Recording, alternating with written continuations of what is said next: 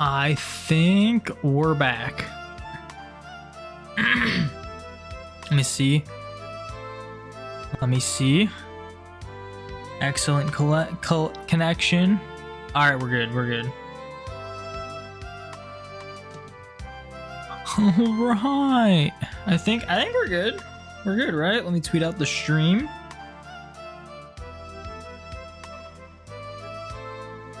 All right, it's Rumble time.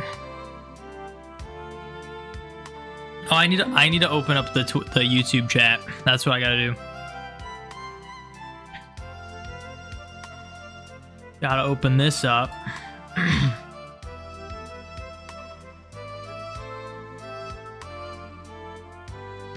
All right, cool. I think we're good now. Got my counter. We're gonna start recording, so I don't forget. We're gonna hope that nothing goes wrong. All right, we're doing Rumble, and I think this is as good a time as ever for me to start going after the shiny Dragonite in S rank, Windy Prairie. Despite there not being too many things I need here, we can get Victory Bell, which would actually complete the line. We could get Doduo. We could get Tangela, Tauros, Aerodactyl, Ditto, and then anything from the Dratini line, which would be awesome. We'll probably get a lot of Pidgeots and Fearos, if I'm being honest. Well, let's see. Let's do it. Doing some runs, some Rumble runs. Dude, it's always crazy, like, playing Rumble a lot and then dropping it for months and then just picking it back up and playing it a lot again.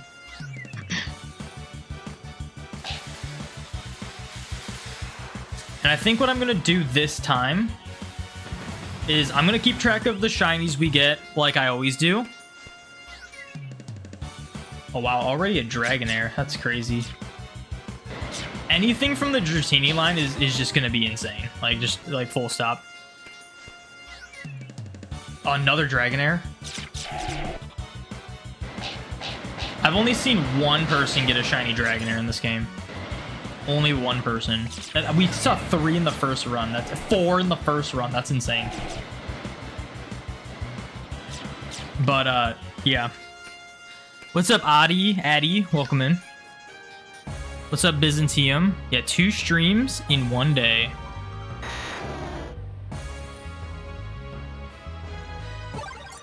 So what I'm gonna do is, so normally we do like runs, and then whenever we get a shiny, we reset the runs counter, and then we add to our shiny counter. Does put a smile on my face. Yo, Addy, thank you for the follow. Thank you for putting a smile on Thanos' face. I do appreciate it. But normally we add to the runs, and then when we get a shiny, we reset the runs counter and then add to the shiny counter. I think what I'm going to do, this is actually going to be like the start of my journey trying to get shiny Dragonite in this game. So I think I'm going to just keep adding runs until we get a shiny Dragonite. And if we phase, we're just going to add it to our shiny counter. But we're not going to like reset them for like a future Rumble weekend. We're just going to keep going, see how many shinies we get and how many runs it takes. How many shinies it takes and how many runs it takes to get Dragonite.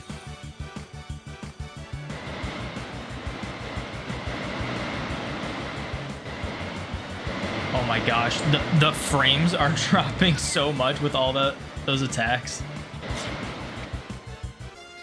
You've been meaning to follow you here for a while, but your name confused you. Yeah, unfortunately you can't change your Twitch name, which is so stupid. I actually get that a lot. That's why I link my Twitch channel like in the description of all my YouTube videos, so you can just click the link and then follow me there. But yeah, it's really frustrating because this is it's essentially like my username that I use for like most things, but usually you can have like a display name that's different, and I usually make that the Domination. The reason I changed my name to the Domination is because I actually originally started as a Minecraft channel and I wanted my name to be easier to search. And I figured the domination was like my Minecraft world was like the nation of Dominator. So I did that. And like easier to search up because obviously my name is kind of confusing. And that's just kind of how it's been. But on Twitch, they don't let you change your name like at all. I think I can like submit a request or something, but I don't know. I don't know if I can at all because I tried to look into it a while back. And by a while back, I mean like a month or two ago. You've changed your Twitch name before? I might be able to change my username, but I don't think I can change my like my channel's name. I think that's what it is. Why don't I just hack in all the shinies? It's more fun. Yeah, true. Yes, see, that's... I know Adam. Adam is the friend I was talking about who shiny hunted Cyndaquil in Heart Gold Soul Silver earlier today.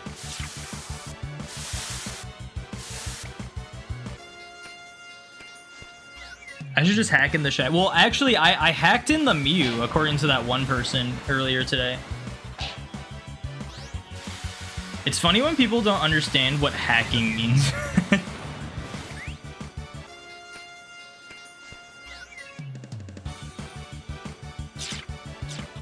Dude, I can't wait to get like 30 shiny Fearos and 30 shiny Pidgeots. It's gonna be awesome. Heart Gold Soul Silver is the best Mon. Is the best Mon? Heart Gold Soul Silver is not a Pokemon though. Dude, I'm gonna lose my mind if I get a shiny Dragonite. Or Dragon. Any of them. Any of the Dratini line I'll lose my mind for.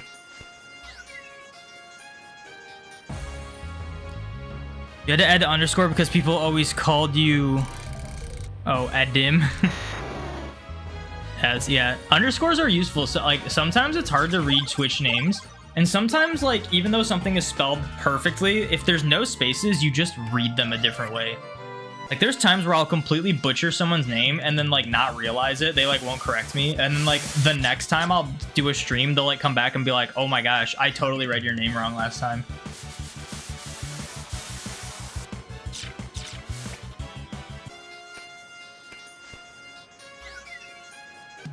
The best remake game? Yeah, it's probably the best remake game, for sure. Fire Red Leaf Green is probably close, but Heart Gold Soul Silver offers more as a remake.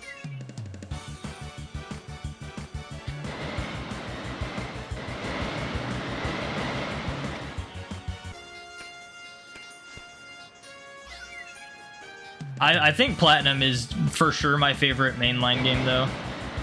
Because I recently played through it in order to get some of the Pokemon for my Gen 4 Living Dex.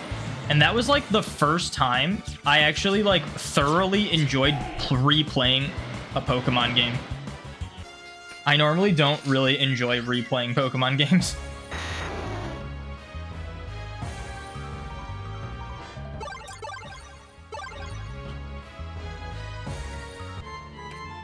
Hard for you to choose between Heart Gold Soul Silver and Fire Red Leaf Green. I like shiny hunting in Fire Red Leaf Green the most. Heart Gold Soul Silver is still really fun though to shiny hunt in.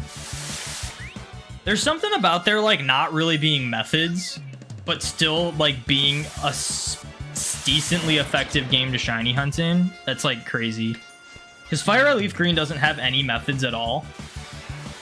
And you can still get pretty fast encounters and get shinies relatively quickly. Heart Gold Soul Silver, I mean, I'm pretty sure it's only Masuda method they have. And it's like the same thing, like the encounter rate's pretty quick. And then there's also like, obviously if you do the starter hunt, that's pretty quick.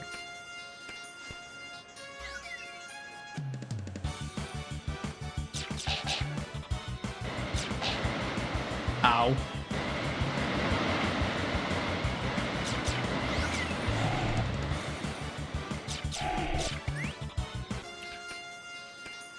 If they remake Heart Gold and Soul Silver, is that a remake to the third power? They'll probably remake Crystal. They did that with Let's Go. They remade Red and Green, and then for the next remake, they did remake of Yellow. So I'm kind of expecting a Crystal remake. I don't know if it'll be Let's Go. I kind of hope it isn't. Like, I don't really want another Let's Go game.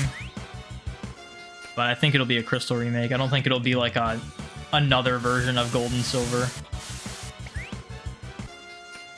Game Freak added so much love to it. I wish they did it for newer Pokemon games. Yeah, it's because back in the day, the games were the main money maker of Pokemon, and now they're not. They're like not even close.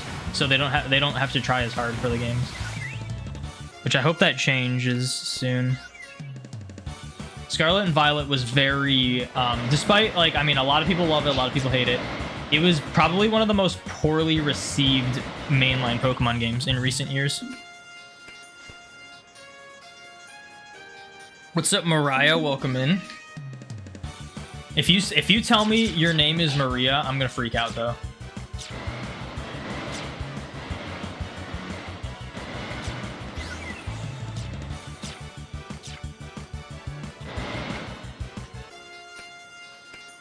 No more remakes, make more sequels.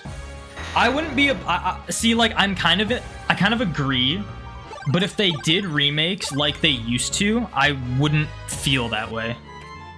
Remake games were fun when they were like new and added stuff, like added more than just the same game. Like even Omega Ruby Alpha Sapphire, I think are pretty good remakes. And then BDSP is just the same game with a couple changes on a newer console. Like it's not as interesting. I'm just glad that Brilliant Diamond was only like 30 bucks. I bought that real fast. It had it right this time, yeah.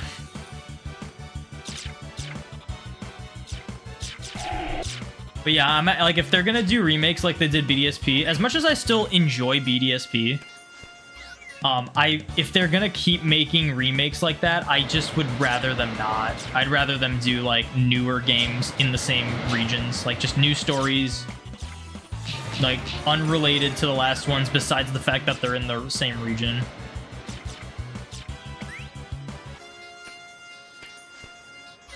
Was that a shiny I passed? Probably not. I would have noticed it.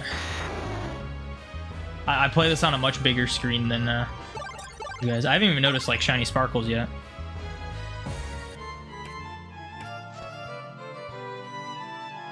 So many remakes for Gen 1. Yeah, but if they do Gen 2 again, then it's gonna have the same amount of remakes as Gen 1. What's the worst Pokemon game Game Freak has ever made? In my opinion, Scarlet and Violet. Also, by default, you can't include BDSP in that because Ilka made BDSP, not Game Freak.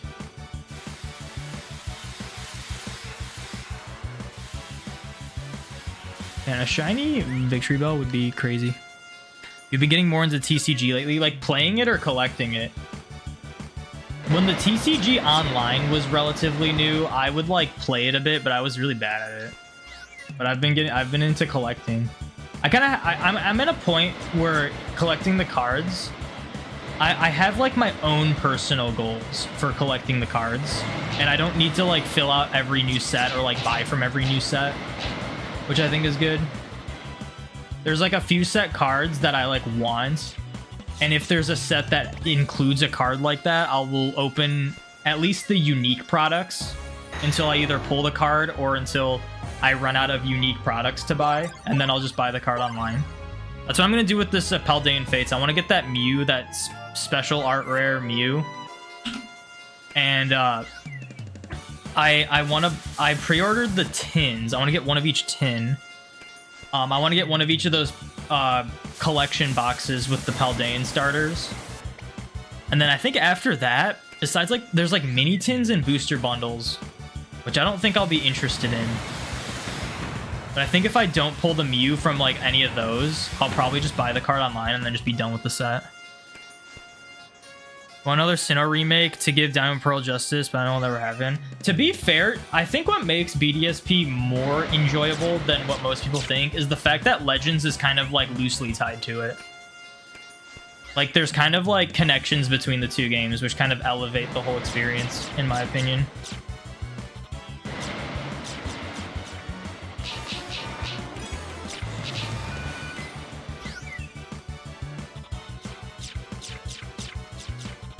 It would have been. I will say though, I wish because like when you look at all the other remakes, like Fire Red Leaf Green was in the style of like Ruby Sapphire Emerald, and then after Heart Gold Soul Silver was in the style of Diamond Pearl Platinum, and then after that like Omega Ruby Alpha Sapphire was in the style of X and Y.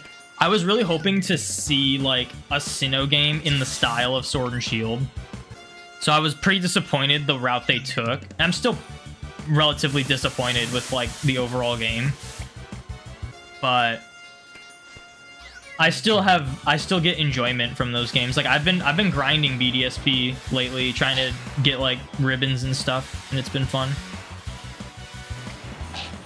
And like plants and berries. You don't think Gen 4 and up need a remix? They are modern enough in your opinion? Gen 4 is like 20 years old now, by the way.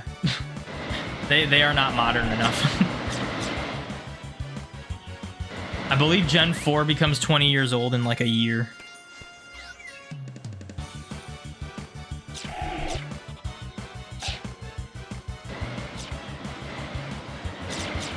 Dude, imagine if I got a shiny Ditto. Ditto is a little more common in like EX rank though, which is unfortunate. People think you're crazy for wanting them in the Sword and Shield style. Yeah, Sword and Shield is very polarizing in its art style. I think its art style was good. Its graphics just weren't the best. But I still think Sword and Shield looks better than Scarlet and Violet. Scarlet and Violet, the Pokemon look good. But overall, I think Sword and Shield look better.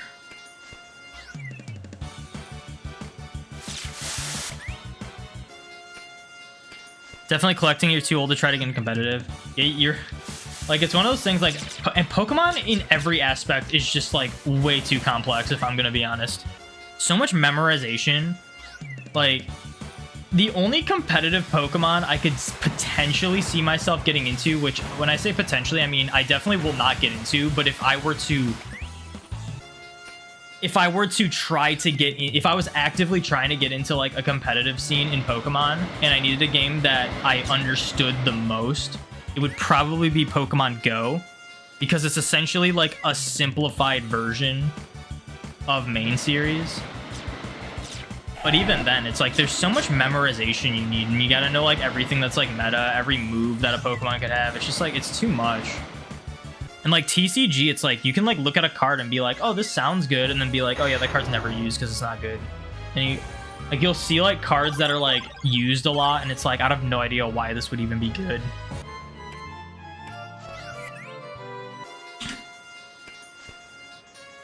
Where do I buy your cards? You've been meaning to fill out your Gen 1 collection. I just buy my cards from retail stores. I know that's not like the best option, but a lot of the times I buy my cards. If you're talking like singles, I just look on eBay. A lot of people seem to like not like eBay, and to be fair, you can sometimes get like scammed where you'll buy a card and then it'll end up not arriving. But you can always get your money back from those, so it's like not a big deal. It's just kind of annoying that you like didn't get like what you bought, which has happened to me a few times, but every time I've gotten refunded for it. But yeah, a lot of people seem to not really think eBay's a good place. It's like, oh, eBay's inflated prices, but it's like you scroll far enough, if you do some searching, you gotta really know what you're looking for. You gotta, like, if you want like good condition cards, you gotta make sure you're only considering the options that have like a lot of good high quality photos where you can clearly see the condition of like the card and stuff. And sometimes you just gotta wait a little bit. But when I buy my single cards that I look for, I just go on eBay. Most other cards I just buy, like if I buy like packs and stuff, it's just like GameStop, Barnes and Noble, stuff like that.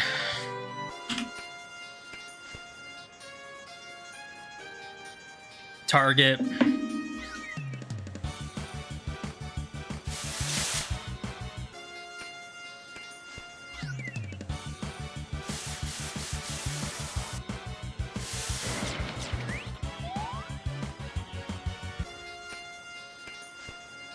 The Manaphy secret for Legends and BDSP. Yeah, and I looked it up and didn't realize that was the thing. Like, you get the quest for Manaphy in Legends, and I was like, oh, I gotta go over here at sunset, obviously. And then like nothing happened, and I was like, what the heck do I do here? So I like had to look it up. And there's no, as cool as it is, I love when they do stuff like that. There was no way I was going to randomly look in BDSP in the Canalave library in a book. Like, there was no way I was going to look at that. There was no way I was going to find that on my own.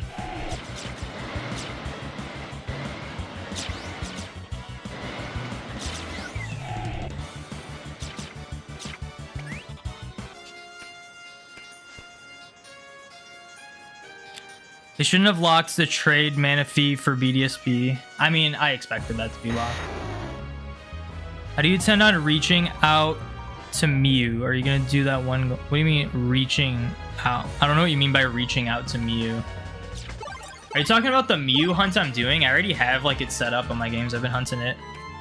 We're 4250 in on it. I unlocked the event via a set of glitches in Emerald, but it's just normal like runaways.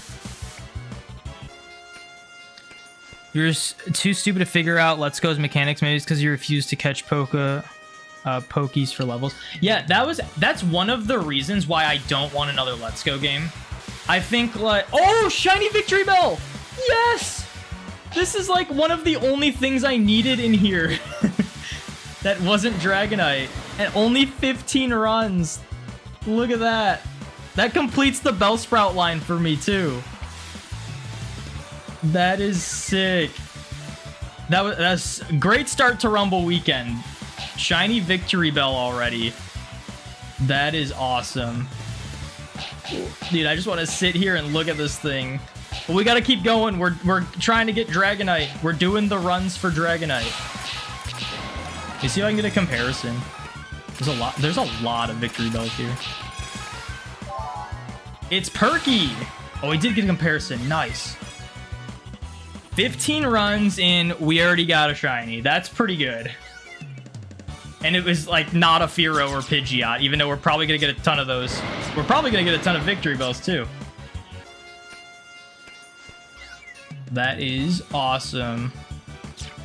So now in terms of common things from this area, I pretty much only need, I think, Tangela. I think everything else that I need here is like rare.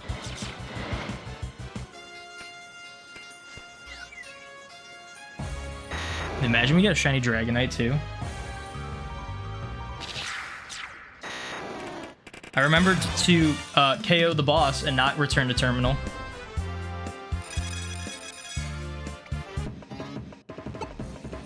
Oh my gosh, look at that. Perky Victory Bell. Taking a picture. Yeah, that was definitely like my most wanted thing that isn't something rare from that. Well, now we gotta favorite it first of all. Look at this guy.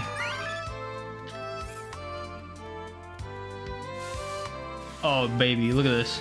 Look at this. Come on. Come on. Alright, back to Deoxys. You just caught a shiny Articuno, Blue? Congrats. What game did you get that in? That's crazy. Sorry I didn't get to your chat sooner, but I got a shiny Victory Bell.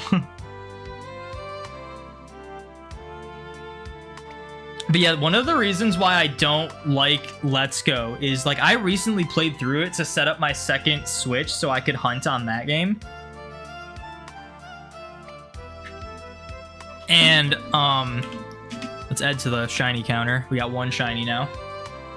Phase 1 for Dragonite.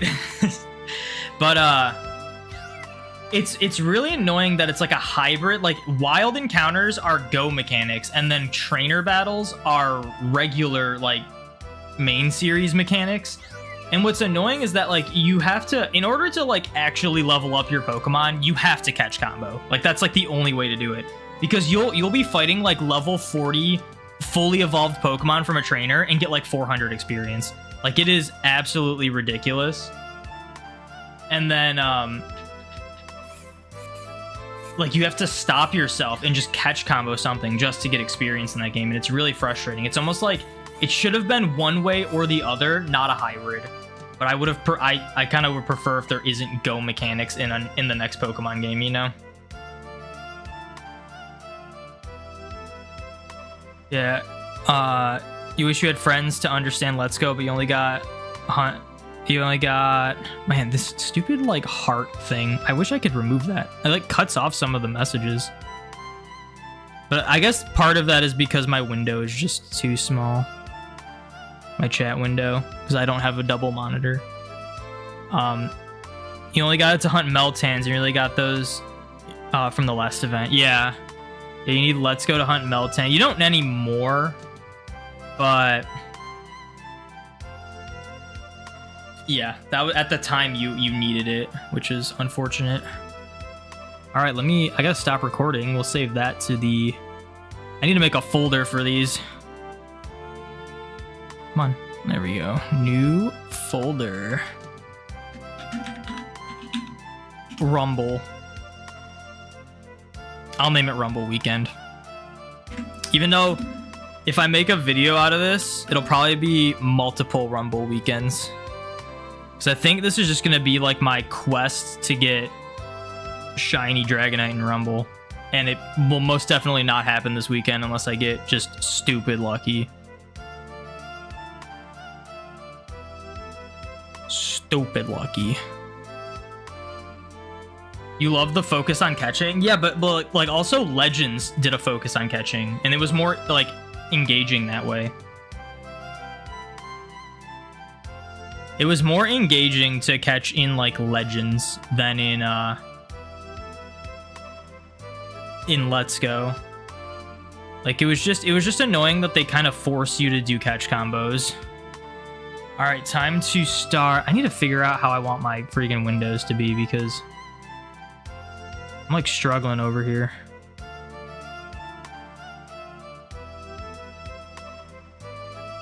Okay. There we go. You're back. You're busy. Rumble Weekend is actually happening. Yeah, it's actually happening. We already got our first shiny. But we're not gonna reset the counter for the runs because this is like the hunt for Dragonite. So we're gonna see how many runs it takes and how many shinies it takes to get Dragonite.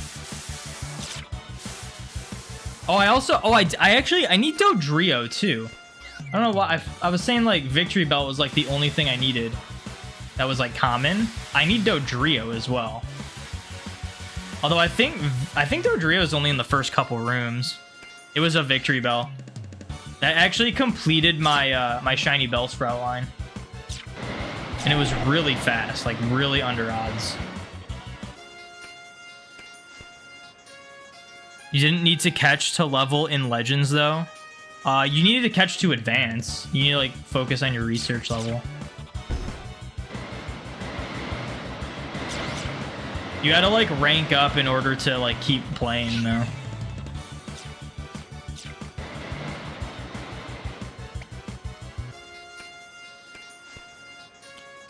You wasn't a fan of the motion controls, or you weren't a fan. I read that as you wasn't, which you weren't a fan of the motion controls in Let's Go. You get used to them. It's like fine, but yeah, it's nice being able to just like hold a controller.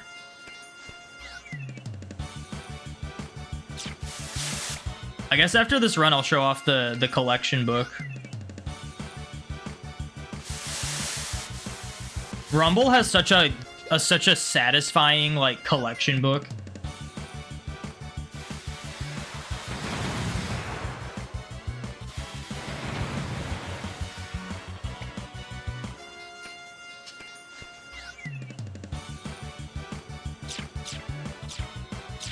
Yeah, like I want like the next Pokemon game, I want it to be like simple classic Pokemon. I would prefer if it was like a new game, but it's probably gonna be a remake. Like, if I'm being honest, my like most wanted Pokemon game to come out of like Pokemon Day this year is a like a new game. Like obviously we're not getting Gen 10, but I would like if it was like a Gen 10-esque game that was just more like a classic style Pokemon game. Like I don't need motion controls. I want classic encounters. Like think of like just a game like Sword and Shield, but maybe a little better than Sword and Shield. Because don't get me wrong, I say Sword and Shield is the best like mainline Switch game, but it's not without its faults. Like I don't think it's a perfect Pokemon game by any means. Just granted the other text, you don't you don't like the boxes of Pokemon. The PC in both BDSP and Legends is annoying how it auto sorts them to the first boxes that are available, as opposed to what box you're currently viewing, because I literally just released an Alpha Oshawott because of that. I was like mass releasing stuff, and since it just fills in your like recent boxes, I guess I accidentally selected Oshawott while mass releasing a bunch of random stuff.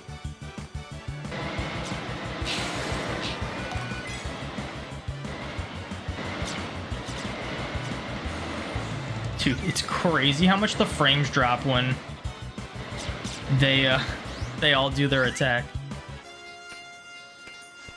We should get a remake of a spin-off like Pokepark or Ranger. Dude, if they made a new Mystery Dungeon game, I know we got a remake of Red and Blue Rescue Team, but like here's what I'm pitching. If they did a brand new Mystery Dungeon game that had all 1 through 9 generations of Pokemon in it, and there were random full odd shinies, because they had shinies in the remake game, but in my opinion they were done so poorly. The remake game, only like 30 or 40 Pokemon could be shiny, and you weren't guaranteed to keep them. And they were like pretty common. Like the challenge was actually having them join your team as opposed to finding them. Like that's kind of how it was, and I think that's stupid. Also, the fact that there's only like a limited selection of shinies you can get, I thought was also stupid. If they did like, here's what I'm pitching, because I recently played through Red Rescue Team, and you can't recruit Pokemon until you have like their area unlocked that they can like live at. What they need to do is make it so that the Pokemon is shiny locked until you're capable of recruiting it. And then as soon as you're capable of recruiting it, like it has the 1 in 40/96 chance of being shiny. And if you find a shiny, you're guaranteed to recruit it. Similar to how this game works. This game, there's no like areas you need to unlock though. It's just like you have a 1 in 8192 chance of a Pokemon being shiny in this game. And when you get the shiny, you're guaranteed to keep it. Like you're guaranteed to actually collect it. And that's how it should be in Mystery Dungeon. I think it'd be so cool. But they won't do it like that.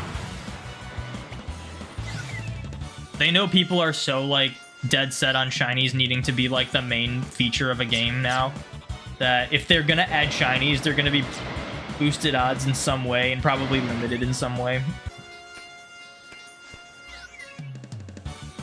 But yeah, I would love like a brand new Mystery Dungeon game that has like the perfect mechanic for shinies. Because I was considering buying the remake of Mystery Dungeon, but there wasn't really a point for me when I have the original. Like I didn't really need to buy it. Like there's enough content on the original for me to be like interested in. I wouldn't want to drop $60 on essentially the same game with different graphics.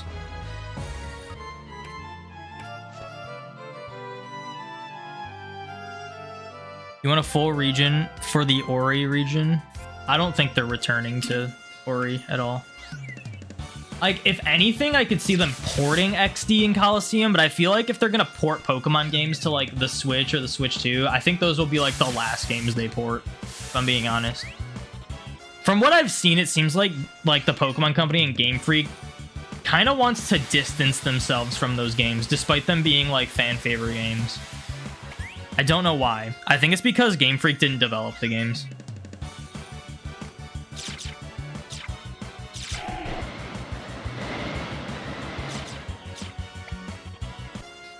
You'd buy a new Ranger game instantly. Yeah, Ranger was fun, but I don't know. The issue I'm having right now, and this isn't just Pokemon games, it's like any Nintendo game, a lot of like old classic Nintendo games and stuff, they get like sequels to them on the Switch or whatever, or like remakes or whatever, and they just don't seem worth the price, like for a full game. Like the only exception I have is like 3D All-Stars, Mario 3D All-Stars. That was 3 games in one. Like that one I was fine paying $60 for, but like I'm not gonna drop $60 on Luigi's Mansion 3 when it's like probably like a 10-hour playthrough or something, you know? So like Ranger was like fun to play through, but like I can't see myself spending 60 to 70 bucks on like a Ranger game, if I'm being honest. Any shiny yet? Yeah, we got one. That's why it says there's one shiny on the layout. It was a victory bell. We got it after only 15 runs. We're going for shiny Dragonite, so I'm just gonna keep adding to the runs. So we've only done like 7 runs since. But it was a great start because it was one of the few things I actually need here that isn't rare. It'd be so crazy if I got like a Dragonair. It seems like Dragonair is going to be way more likely to happen than Dratini. I've only seen like 1 Dratini. I've seen like 20 Dragonairs.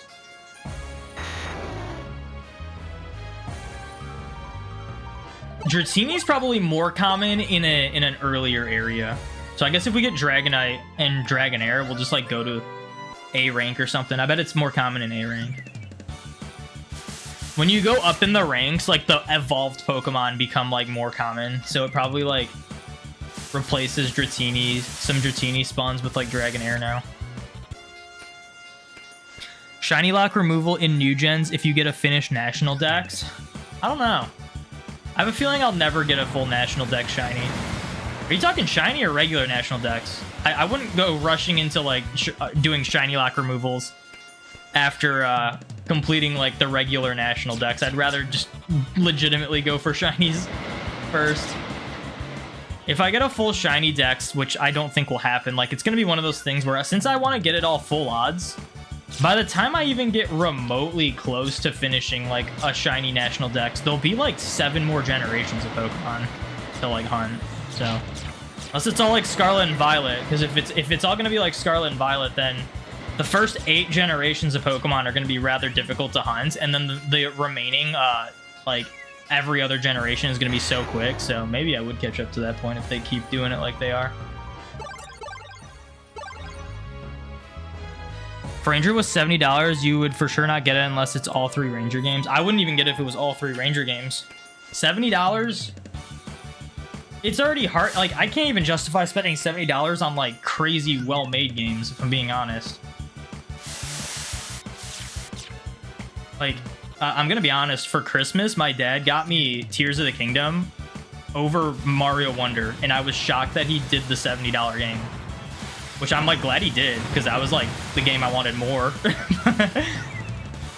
But it's, like, it's one of those things where it's hard to, like, drop $70 for a video game, for me at least. I'm not, like, even though I do a lot of shiny hunting and a lot of, like, content creation around video games, I'm not the kind of guy who's just like buying every game and playing through all of them. Like I only have like a set few games I like play consistently outside of Pokemon.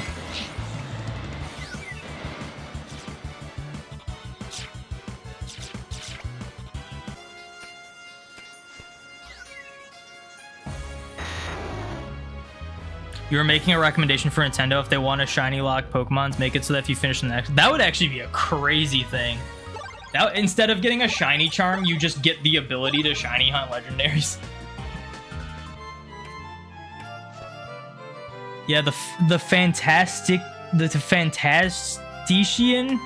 I'm gonna butcher that name, but yes, it is Rumble Weekend. I'll just call you Fantastic. Rumble Weekend. We already got 1 shiny too.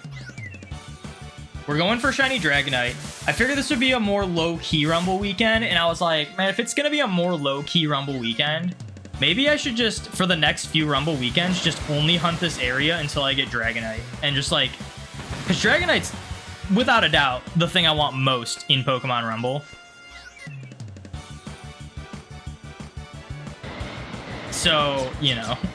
And this is the only way to, like, get Dragonite, I'm pretty sure, is this area. as the boss.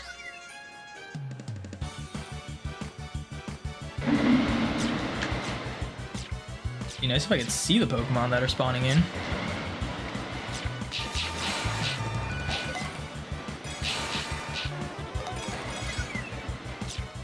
I'm guessing Punchy. Speedy Fearow!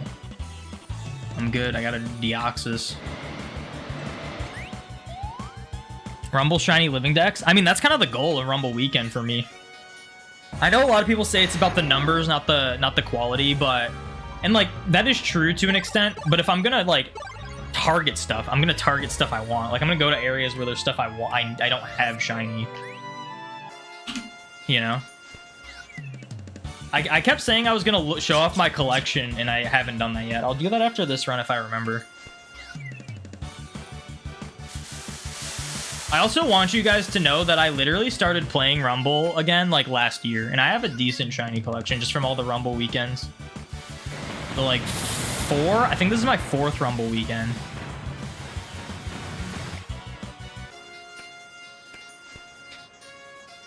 Is it easier to set up Rumble on the Wii or PC? I couldn't tell you. I haven't set it up on both, so I don't know how to compare the two.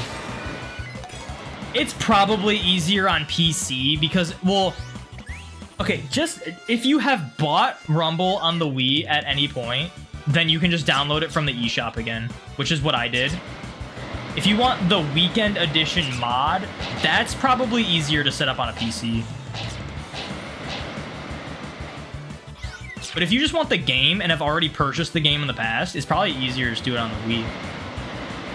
Just log into the eShop and then download it again, if you've already bought it before, which is what I did. Because when they shut down the eShop for the Wii, you were not able to re-download it already previous software, and I deleted Rumble off my Wii, I think to save storage. I don't know why I did that, if I'm being honest, but I really regretted it. And I saw all these Rumble weekend videos and I was like, I would love to play Rumble again. And then literally, like, sometime like in 2020, I want to say it was either 2021 or 2020, they randomly re-enabled the eShop so that you could re-download already purchased software. So I re-downloaded Rumble again. If the game doesn't get sold anymore, it's not piracy. I mean, I'm not gonna sit here live on stream and tell you to start, like, illegally downloading stuff, but I kind of agree with that statement. Like, for like Pokemon Crystal, I'm probably gonna homebrew my 2DS that I just bought, and I'm gonna download like Crystal Virtual Console and like bank and stuff. And even like, and it's one of those things, it's like, oh well, you illegally downloaded it. It's like, if I could legally purchase the game with real money, I would, but I just can't. They force my hand. It's such a stupid practice Nintendo does. It makes no sense. Like, I'm sure you guys have seen the meme of like Patrick and Man Ray with the wallet, and they're doing it about the eShop and whatnot. It's pretty spot on of like the scenario where it's like Man Ray is like the Nintendo fan and Patrick is Nintendo, and there's like trying to like buy a game legally, and they don't, and like Nintendo like doesn't want you to pirate their games, but then they remove the option to pirate, like to legally purchase their games. Is this game on the Wii or Wii U? It's on the Wii. The Wii U version does not have, I think it has shinies, but it's not like, you can't just find shinies randomly in it. And there's only like a few shinies in it. And I think they're all like code exclusive Pokemon.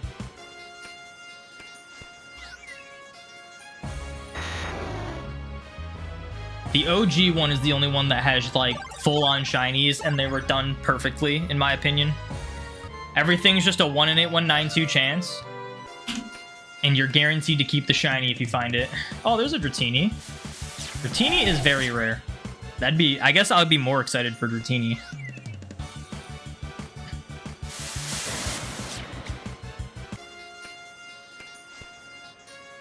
Is there any RNG difference for Gen 3 between playing on GameCube versus GBA? No. The RNG is kind of determined based on, like, your profile, like your save file. So, and really the only things that can be changed that can like vary are like the unknown letter shiny odds. Try to do the special version on your Wii, but you couldn't make it work despite your Wii having CFW. I think is gonna try on the PC. I don't know what CFW is. I'm gonna be honest. So I like legally downloaded Rumble. I legally downloaded again. I played through it without the mod. I got every Pokemon you could without the mod. And then once I got that, I then got the mod for it. So I had to homebrew my Wii just for the mod. And then in order to like install the mod, you have to essentially delete the game and then download like the ROM for it with the mod with it like attached to it. It was kind of weird. You have to like download the mod and then download the ROM and then like package them together.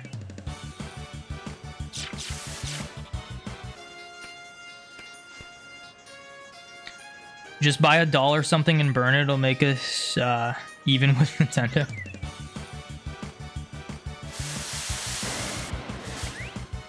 Just Nintendo is the company that hammers most against piracy, yet they do the worst job preserving their games and making them available. Yeah, exactly. Like, don't get me wrong, it's great that they re-release some of their old games as like a virtual console, but now we're in an era where it's like you have to pay for an online subscription to access most of those, which is ridiculous. Like here's the thing, they were hyping up the whole like Nintendo 64 Game Boy Advance thing on their virtual console, but you needed to buy like an upgraded version of their online for it, so it's like $50 a month. And that all that did was make me want to just buy physical copies for Nintendo 64 games, as opposed to wanting to like buy I recently bought Mario 64 for the N64 authentic copy for like, I think it was like $30. I would have spent more for 1 month of a subscription to access that game. And like the same can be said for like any N64 game. And what's best about buying them physical is that you get to keep them forever until they like break or something or someone steals them. But it's just like there's so much more security in having like the physical copies as opposed to online subscription based stuff. Because one day that won't be available anymore. Like, it's one of those things, like, obviously, prime example is Pokemon Bank. At some point, Pokemon Bank's gonna get shut down. And those games are gonna, you're like, if they don't do anything about it, there's gonna be games that lose their connectivity with the modern games. But guess what? Gen 1 through 5, Gen 1 through 5 will always remain compatible with each other as physical copies. Because that's how they were designed, and they're physical, and there's nothing that happens to those games. Like, there's just no, it's crazy to me how much people are like so into like digital stuff now, because it's clearly the worst option. I think people are starting to realize that it is the worst option now. Like, people think I'm weird for buying like Blu-rays of movies I like, but guess what? I could either buy a Blu-ray of a movie I like to watch and watch it as many times as I want for like $20-30, or I could buy a subscription to some streaming service, watch it a couple times, and then that streaming service will remove it, and then some other streaming service will get it, and then I'll have to like buy another streaming service for like months and have a subscription. Like, it's so stupid. Like, there's no reason to not just buy a physical copy of like a movie or TV show or something that you enjoy, or a game at this point. And companies haven't realized that, but I'm starting to think the consumers are realizing that.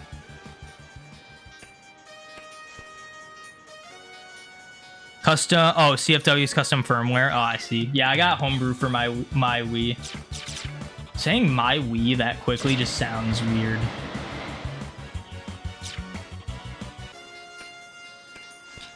Pokemon doesn't even put mainline games in the virtual console. I personally think they're waiting for the next Switch, because it's supposed to come out this year in like September. So I think they didn't, because like, what was it, last year? I think like last year would have been the perfect time to release virtual consoles for their games on the Switch, but I think they were like, do we want these to be relevant for 1 year and then have like need an update for them? Or should we just wait till the next console that will last like 7+ years? So I think they're waiting for the next Switch. So my guess is if they aren't announced this Pokemon Day, they will be announced for sure next Pokemon Day. That's my prediction. Mario and Zelda get the retro games released, but Pokemon said nah. Again, I mean, I just explained why. I know I'm a little behind on chat, but yeah, I think they're waiting.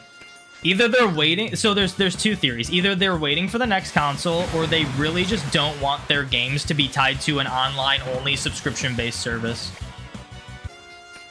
Due to, like, potential, like, duplications and stuff, like save file duplications and services ending. Like, they don't want people to lose their Pokemon because their freaking Nintendo Online expired. Like, at least with Home, like, you could say the same thing about Home. It's like, oh, well, they already do that with Home. Home, you don't lose your Pokemon if your subscription expires. You just lose access to them until you lose access to whatever ones aren't in your first box until you renew it. But they're still, like, safe in there. Like, who knows how save files and stuff are gonna get messed up if you, like, lose your online subscription to Nintendo. So that could very well be a reason why they haven't done it.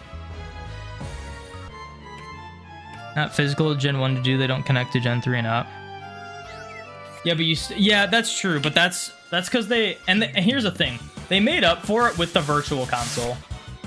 They made up for it with the Virtual Console, and even though you can argue like, oh, well, Virtual Console's digital, and I'm arguing against digital, the Virtual Console games I own are downloaded to my SD card that is on my DS, like my 3DS. So, like, I still physically have that.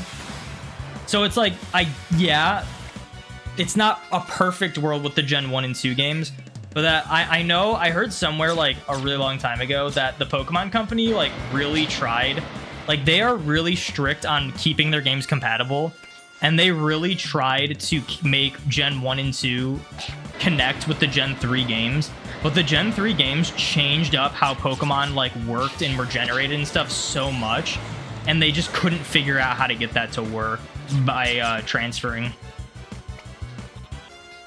And they ended up making up for it with the Virtual Console. Which is one of the reasons why I'm kind of thinking they might do something with Bank. Instead of just shutting it down, because they are pretty strict on like keeping their games compatible with each other, and Bank would be even more detrimental than Gen 1 and 2. By like a lot. You prefer physical yourself, yeah. You prefer physical so much more, but you're forced to buy digital because you don't have any more room. Yeah, you gotta just like put stuff in your closet. You gotta like, if you have like your own place, you gotta have like a dedicated like game room or like media room or something, like a basement that just has like a wall of just all your collection. Fun fact, someone on YouTube actually managed to make Gen 2 to 3 possible. Yeah, I know there are ways, but like you got to keep in mind that Gen 3 came out in like 2003. Like we have access to a lot better technology nowadays. Like they just didn't have access to stuff that would make that like viable to do back in the day. Like the internet was barely a thing back then. We have so much more advancements in technology that you can literally like take Pokemon from a physical copy of a Gen 2 game, put it onto the Virtual Console, or like vice versa, and then like also transfer the games between each other if you like really wanted to.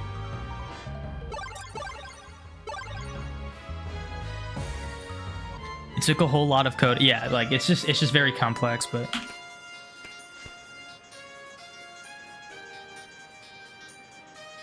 Switch 2 better be compatible with Switch games. I've heard rumors that it will be backwards compatible. I've also heard people in chat say there's gonna be like 2 versions, and like the cheaper version won't be, which I haven't heard anything about that online, but I've heard that the Switch 2 is gonna be backwards compatible from like multiple sources, and that it's supposed to come September of this year.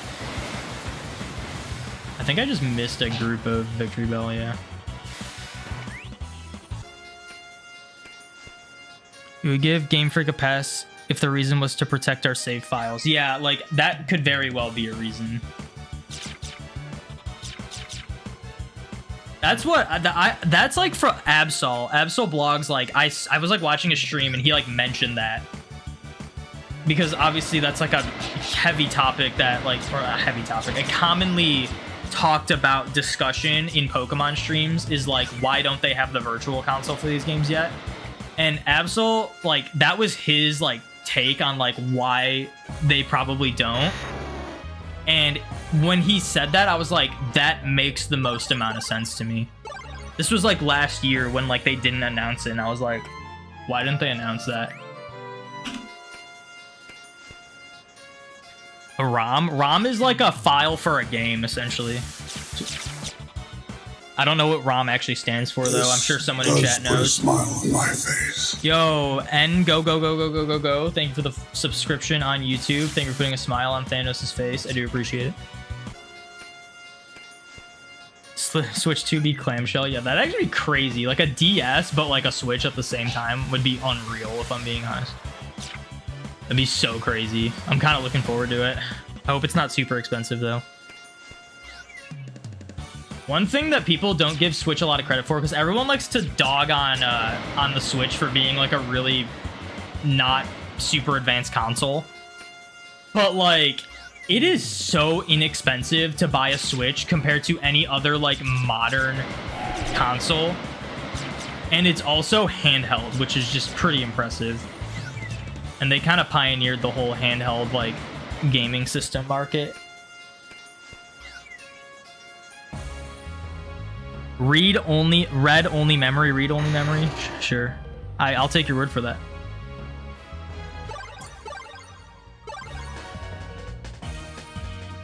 Do we know when the next Pokemon Presents is? Yeah, it's February 27th.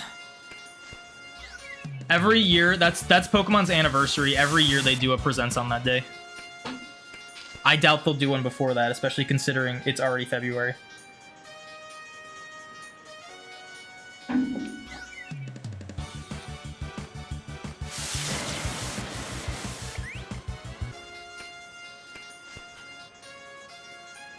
Basically a file that can, like the name said, only be read from and not changed. Oh, interesting.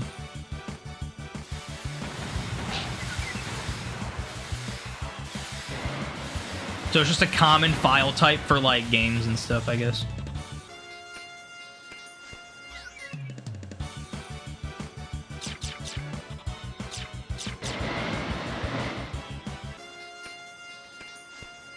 %100% you will take permanent bank over 3rd gen virtual console. I'm in the same boat. As cool as a Gen 3 virtual console would be, I already own all the Gen 3 games physically, and having a permanent bank would still keep those games just as relevant as they already are, indefinitely. As cool as it would be, I don't know if they would make the Gen 3 virtual games like $10, because the Gen 1 and 2 games were $10, and I thought that was such a good deal. I don't know if they would do that for the Gen 3 games, but yeah, I'd rather just keep using the games I do and then have them still be compatible with future titles, future games. For you, Gen 1 and 2 were €15. Yeah, well, that's just because currency is different across countries. For us, it was just $10 USD. Translates to about the same price.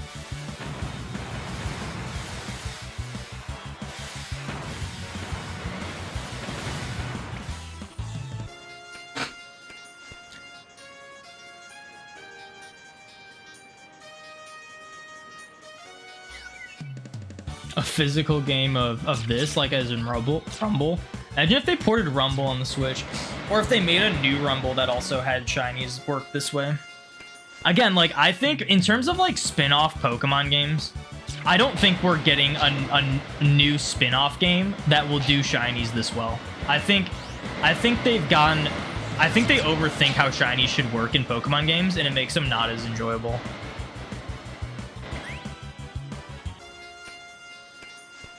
£8.99 in the UK. Yeah.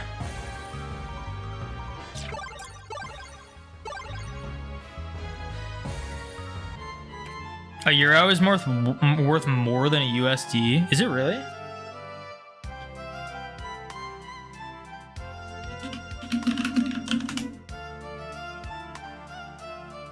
It's barely worth any more, but it is, which is that sucks. That's kind of messed up. It's worth essentially 8 cents more than a USD for us.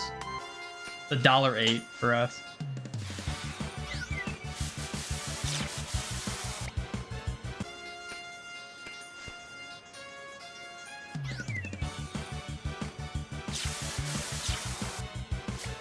To be fair, the US dollar goes down in value so quickly, so often. We're also currently going through inflation right now.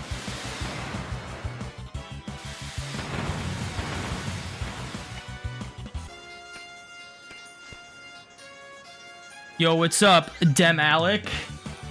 You'll be on Rumble tomorrow? Yeah, hit me up when you are. I already got a shiny.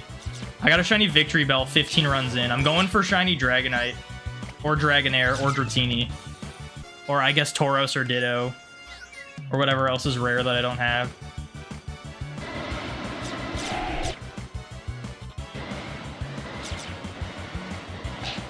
But I have the full Bellsprout line shiny now. It's crazy.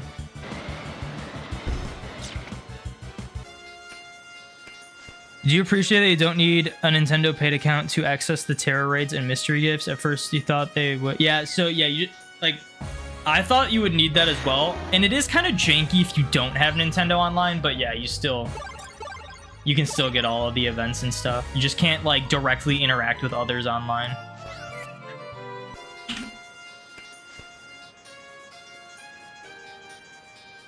After buying the 2x 3DS and mining them, don't really care about old games being ported to the new Switch, just keep bank. Yeah, that's kind of how I feel. Like but for a different reason. I don't want like all of my physical copies I've bought over the years to be like irrelevant in the context of modern Pokemon games. I like having the option, like you can go for a shiny Living Dex in home, but you can hunt it in essentially any game you want. And I really appreciate that.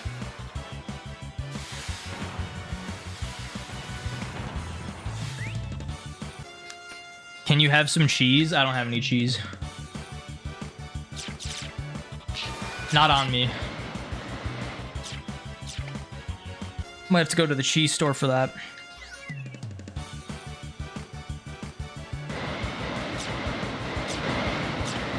Dude, this one room just is insane with all of the Pidgeots attacking.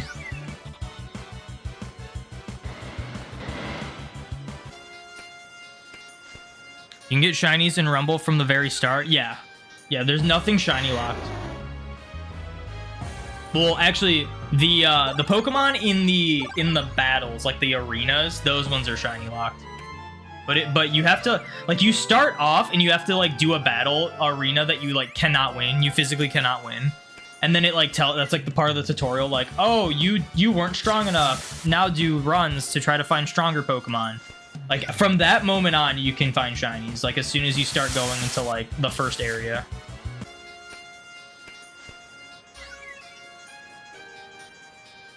So up after almost 1.5 years doing nothing, but Scarlet and Violet are getting new Pokemon.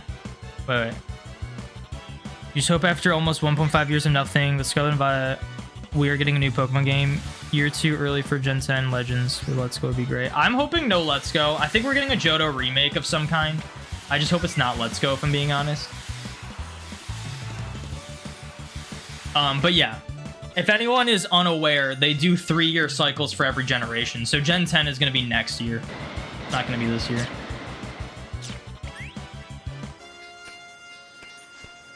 You might be able to hunt this weekend. Yeah, as long as you get the game installed, like, you can get shiny straight from the beginning. It just takes a bit to like get like good Pokemon. You want like speedy Pokemon that can like do runs better with like higher speed sets. So like Aerodactyl I know is a popular one. You can give him like agility. I think Aerodactyl gets rock polish.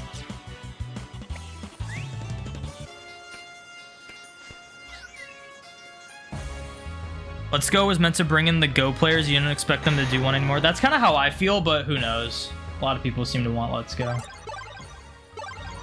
Like, Let's Go, the reason they did Let's Go the way they did is because they needed to bring in Go players because Go was so popular and it worked for them, but I don't think they have a reason to do it again. I keep saying I'm going to show off my collection and I keep not doing it. Shoot, I just used agility. Here we go.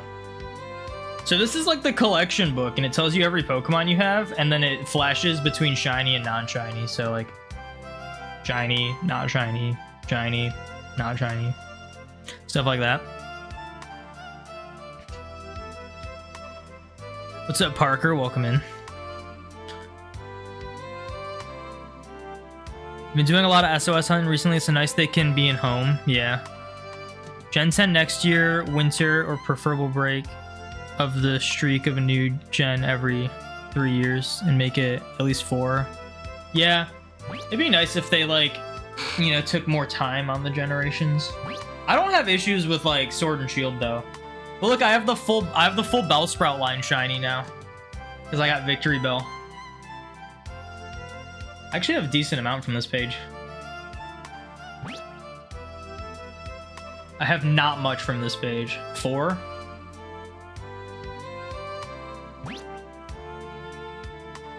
This one I only have 2.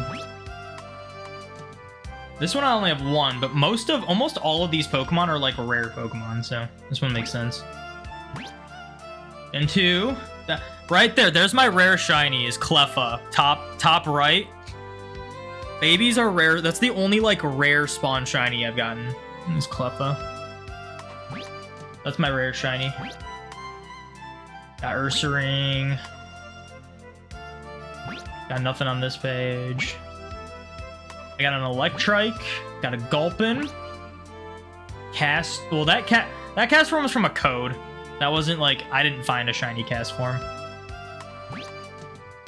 I found Relicanth and Clamperl. Grottle. I'm missing one of the Deoxys forms, I think. Yeah, I'm missing Defense form. I don't even know how you get that, honestly. We got Starly shiny. None of these have shinies. I don't have any of these shinies. I got Frostlass. That was crazy, right? Yeah, a lot more Gen 1 stuff.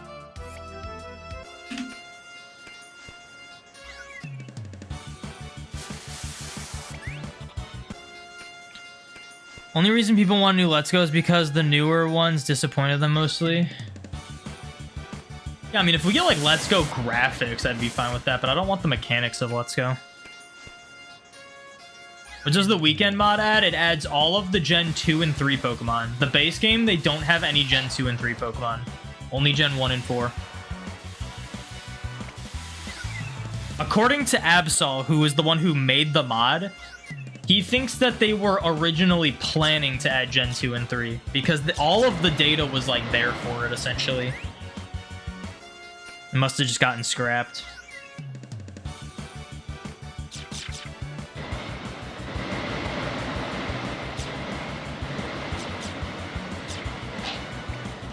I'm like over here trying to like leave this area because there's so much going on, but I like don't check all the Pokemon.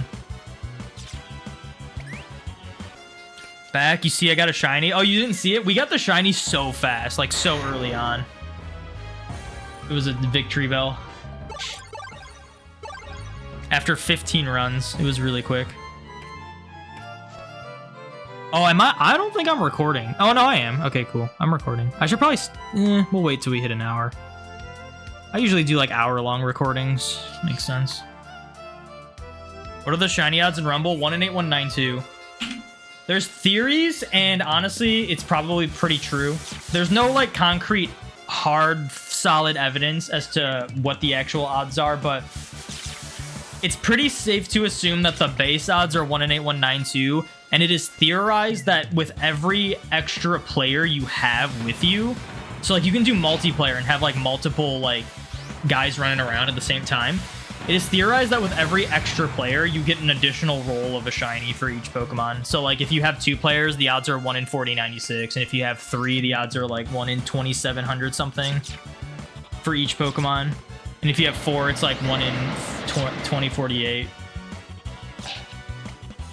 But there's not, like, any solid evidence for that.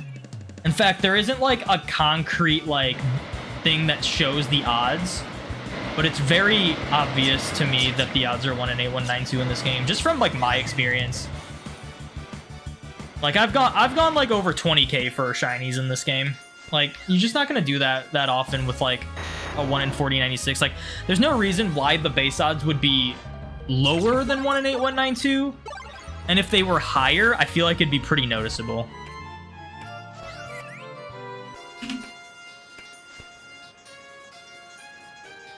There's interviews from the last year saying they're gonna do 5 years in between generations. Do you have like a source? I've never heard that. That'd be crazy though. The only thing I've seen of them acknowledging their rushed games is them saying they're struggling to find a balance between their release schedule and the quality of their games. Like, that is all I have heard. Like, it's very vague, them saying, yeah, our quality's suffering, but it hasn't said we're gonna slow down. It hasn't said anything like that. It's just, we are struggling to find a balance. Like, it hasn't, like, nothing has been, like, said really about that.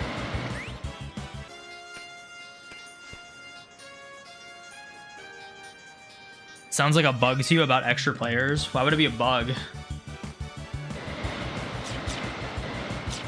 I believe it because when I play multiplayer with my cousins, we'll find shinies pretty quickly. Like, in a fraction of the amount of runs.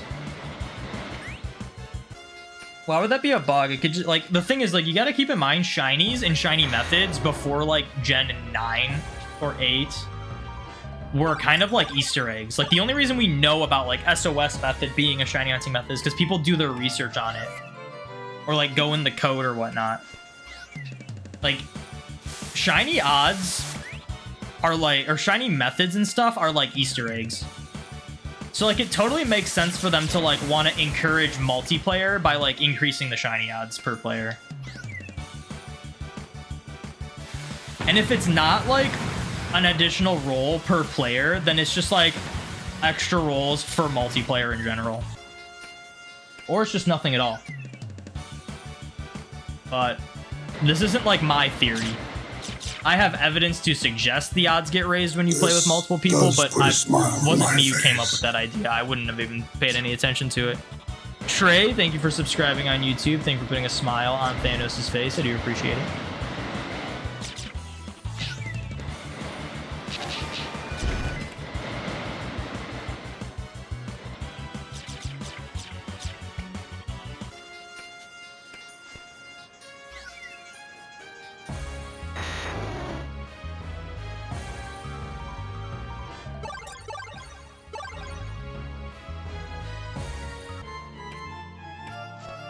So all the models are actually in the game. About Rumble. Yeah, all the models and shiny models are in the game. That's why, like, everything can just be shiny in this game, including bosses. BSP is 1 in 496, and you got to 50k plus encounters for Shaman and didn't get it. Still haven't. But yeah, but you also got to keep in mind that you are an outlier. Just because you went 50k doesn't mean it's like, because I went 20k means the odds are 1 in 4096. I've gone 20k like a handful of times. I've never gone 20k for a 1 in 4096 in mainline games. Oh, about the weekend mod. Yeah. Yeah, all of the Gen 2 and 3 models were, like, already in the game. You just need, like, a mod to, like, access them, and then Absol had to, like, make, like, the GX area so you can, like, access them, essentially. And he also made some changes to, like, certain Pokemon. Like, in the base game, there's only, like, there's a bunch of Pokemon, mainly legendaries and mythicals, that you just can't get shiny because the only way to get them is to trade in other Pokemon for them. And, like, the mod, like, allows you to, like, find those kind of Pokemon just in the wild, so you at least have a chance of finding them shiny.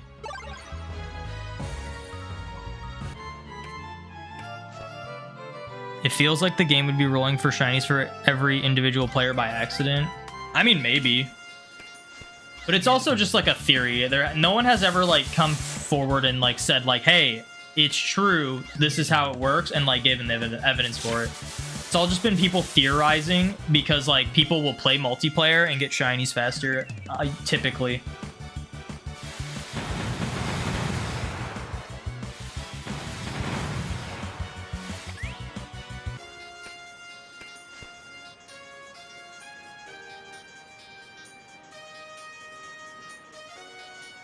You think you just misread an article? Yeah, probably. Yeah, I haven't heard anything. I would have probably heard about it. When there's something like actually said by Game Freak or the Pokemon Company regarding like the production of their games or like the quality of their games, it's usually spread along the Pokemon community pretty thoroughly.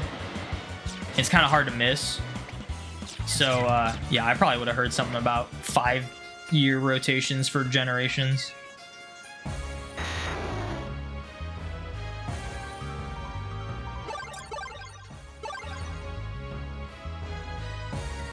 So they're all in the game, or Absol had to make them. So they were in the game. So like you can't get them without the mod, but they were already coded in the game. Absol didn't have to like make them from scratch or add them. He just had to like allow you, like make a way to access them essentially. What's up, Immortal? What are the shiny odds in Rumble? That's funny that you asked that because I literally just got asked that, but the odds are 1 in 8192. There's theories and somewhat evidence to suggest that if you have multiple players playing, you get higher shiny odds, but none of that has been really confirmed. But the base odds are pretty clear-cut, 1 in 8192. At least for me. Like, there hasn't been an outright confirmation that the odds are, but it would be silly if they weren't, especially with like how many people play this game in shiny hunts and get relatively averaging around 1 in 8192.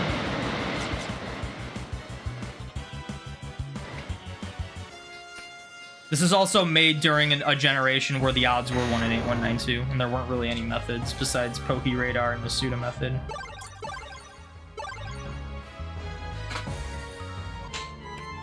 Dude, I need to turn my fan on. It is very hot in here. It's been like really hot in my bedroom the past couple of days, and it hasn't been that warm out. So I don't get it.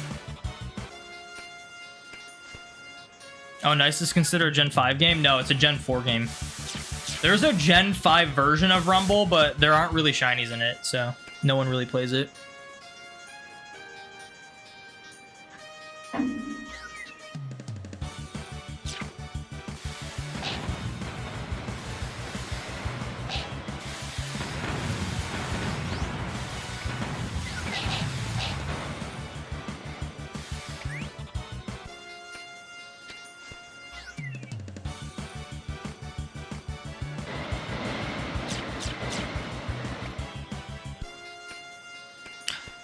Since you can run through the entire floor and a spawn would still be there if you go to, let's say, the other way left, I can imagine that because the game, when spawning in a shiny, it saves that so it doesn't get overwritten, and then the game would do an oversight, roll shinies for every player, and then the shiny spawns would overwrite an existing. I see, like, I think I know what you're trying to say, but that doesn't seem like it makes sense in the context of this game. When you enter a floor, all of the Pokemon are rolled. The only ones that aren't are the ones that spawn from the ceiling, and then those ones are rolled when they spawn in. Like, as soon as I enter this floor, every Pokemon's already rolled. We just can't see them yet. It isn't until we, like, enter here, and then we see if they're shiny or not.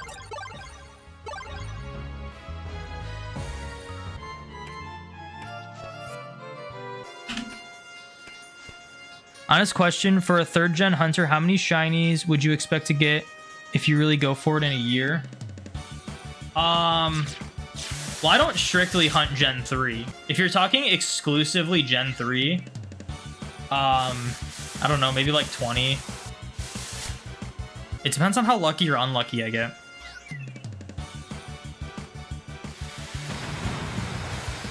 How many shinies did I get last year? How many shinies did I get last year? Oh,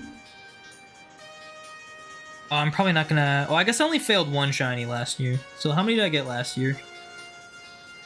We got... 1, 2, 3, 4, 5, 6, 7, 8, 9, 10, 11, 12, 13, 14, 15, 16, 17, 18, 19, 20, 21, 22, 23, 24, 25, 26, 27, 28, 29, 30, sorry, 29.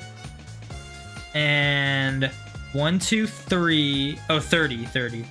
1, 2, 3, 4, 5, 6, 7, 8. So I got 22 last year that were 1 and 8, 192, because 8 were 1 and 4096. But if you're talking strictly Gen 3, so I guess like probably if I were to really go for it, I could probably go over 30. But it also depends on how lucky I get. Last year I actually was pretty unlucky, so maybe even like 40. If I was strictly doing Gen 3, I can get up to like 5, 6 games at once. I think 5. I think I only have enough devices to run 5 Gen 3 games. So if I were to do like 5 times hunting Gen 3 for every hunt and just like go at that with like doing nothing else, I could probably get honestly a lot. Maybe like 50 or so. But yeah, I guess that's like my estimate. I can't really give you a complete answer though. Oh, single target system? I don't know, 10. Not even 10 then. Sure. You want it to be that not exciting? I guess like less than 10.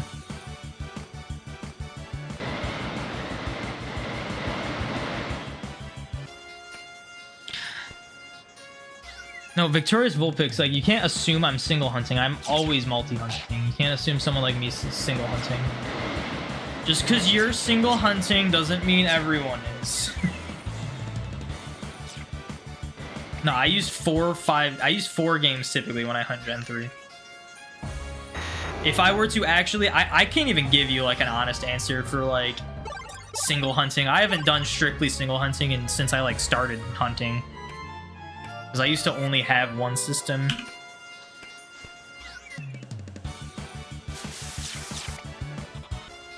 Super random question, but do you have the Pokemon movies on DVD? And if so, do you have the Mew one and the Manaphy one? I don't have any of them on DVD. I want to say at some point we used to have the first movie on VHS, but I could be wrong. It could have been like someone I knew had the first movie and we like watched it. We had like the first few episodes on VHS when I was a kid. We used to watch them when we were like camping and stuff. Well, it was the episode where Ash gets like Charmander, Bulbasaur, and Squirtle. We had like those on VHS.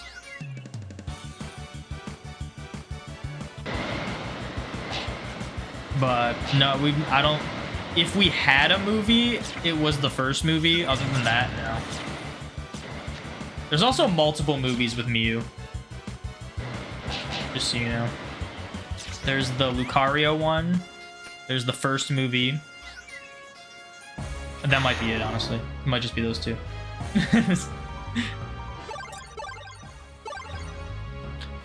24 out of 24 running bot Emerald can sometimes do 2 to 3 days without a shiny doing random encounters. Yeah, but you're taking into RNG.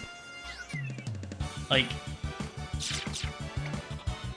yeah, sometimes I go 50k for a shiny and it takes me months even with 5 games. That doesn't mean that's always gonna happen. That's why I said less than 10. Like, I'm being completely, like, I can't give you an actual number of like how many shinies I maybe potentially could get in a scenario that I would probably never put myself in. That's very oddly specific. Like, I can't give you a real answer for that. Besides just say less than 10.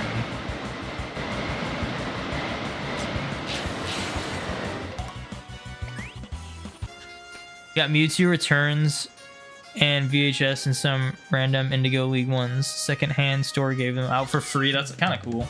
I don't have like a VHS player.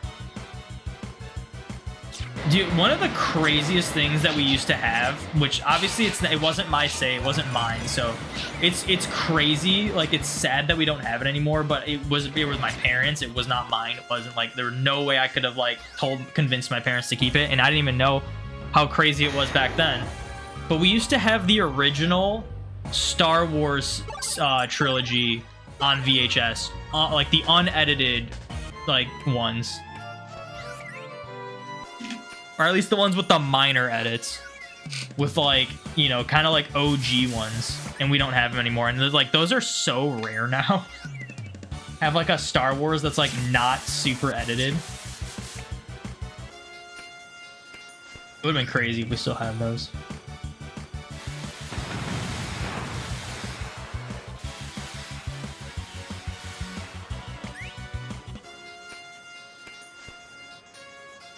A few years ago, you tried to get the Kanto to Sinnoh movies because that's prime Pokemon in your opinion, but the Lucario and the Manaphy one don't seem to exist in the UK. Oh, so you're referring to the Lucario one, not the Mewtwo one. Yeah, I don't know.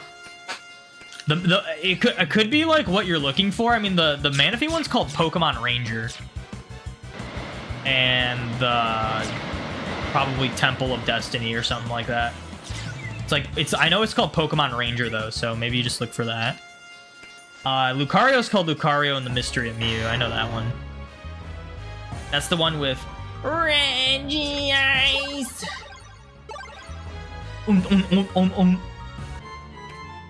Classic Reggies. Ranger and Temple of the Sea. Yeah, that's probably it. What did I call it? The Temple of Destiny? Was I close? I was close.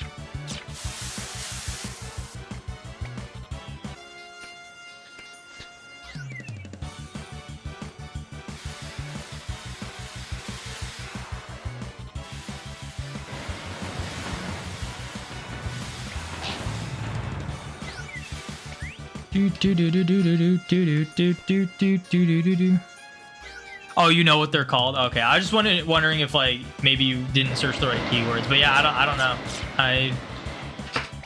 I wouldn't know how to get them in the UK. You've been hunting for 3 years with one game, one console at a time. In 3rd gen, you were curious if one a month was respectable. Oh yeah, one a month is for sure respectable. Holy crap, that's like pretty good. I mean, to put it into perspective, granted, my hunts were like super unlucky, but like my first ever hunt with one system, being able to buy 3 Dratini at a time, took me like 2 months, like more than 2 months to complete.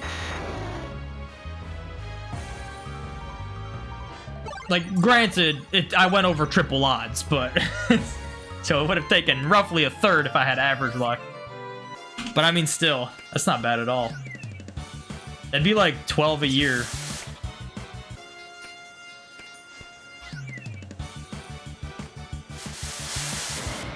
But yeah, if you ever feel like you're not like getting shinies at a good enough pace, like I'd recommend just eventually like saving up for more systems and stuff.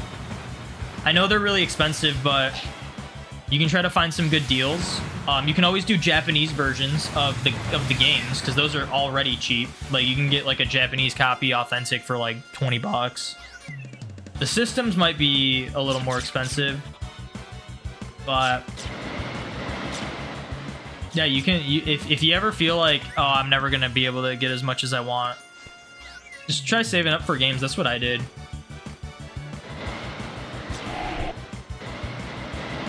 Grow your collection.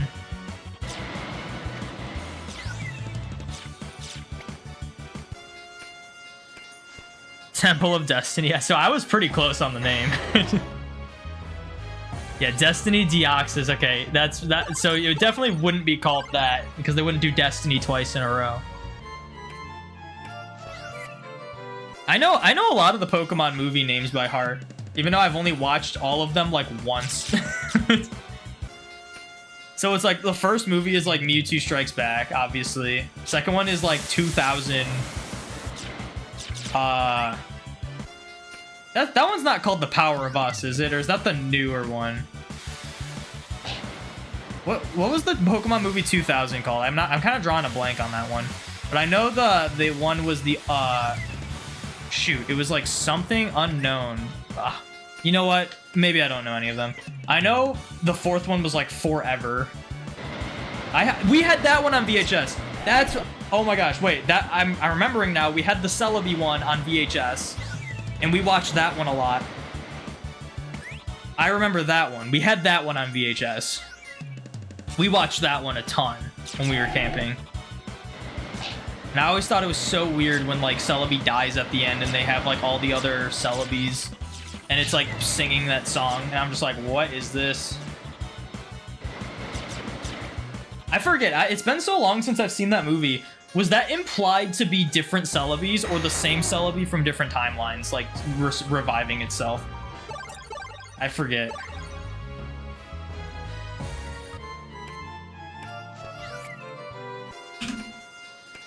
That is crazy. I totally forgot about that movie until I was like going through the movies. Forever. With a big number 4.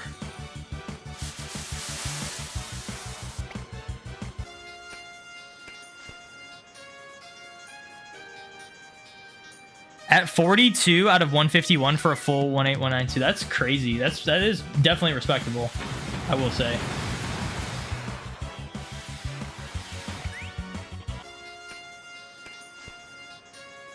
You tried double hunting, but it makes your hands sore and it takes too much focus for you. Hunting has been a relaxing back. Yeah, I get that. It's hard for me to go back to single hunting when it's just more effective. And I like recording my shinies and posting them. So it kind of just works out because I can just have a camera in front of my games while they're all lined up. But there are times where I wish I could go back to just doing resets or whatever.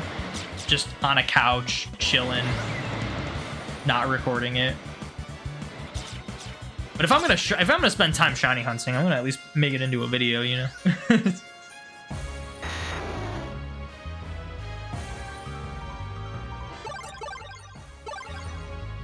Just watch the Deoxys and the Latios and Latias movies. The Latios and Latias was called why am I drawing a blank on it? I like had it in my mind before I mentioned naming all the movies, and now I can't think of any of their names. But I know the Jirachi was just called like Jirachi Wishmaker or Wishmaker Jirachi or something like that. And then Destiny Deoxys, Lucario and the Mystery of Mew. We figured out the Temple of Destiny one.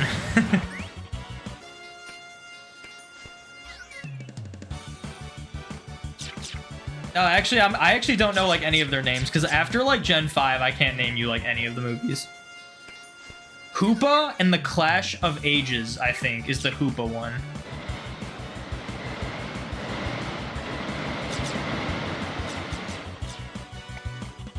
What the heck was the Latios and Latias one called?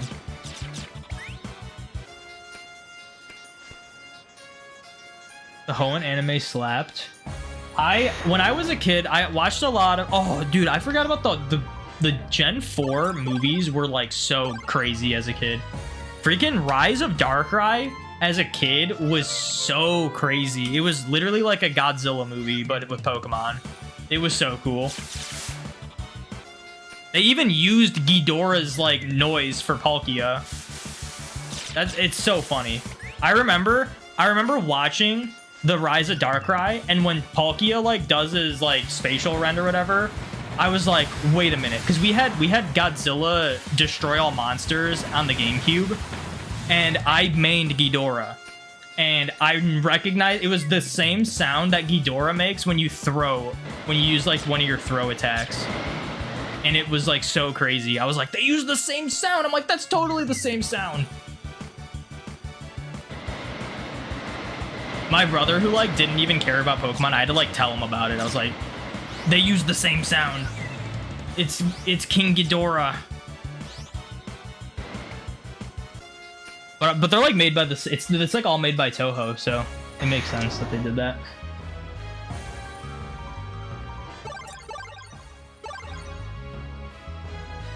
Will Ash be in the next movie? Probably not. I think Ash is donezo. Which I think is kind of not the best move on their part. I understand, like, they got a lot of, like, publicity because of that, but I feel like it was kind of weird for them to just, out of nowhere, after 25 plus years, just like, oh, he's gone now. Same with Team Rocket. Like, I understand I'm an adult, and the show is made for kids, but Team Rocket was the best part of the anime. Especially James. James was so funny. So, like, getting rid of Team Rocket, I think, was just such a crime.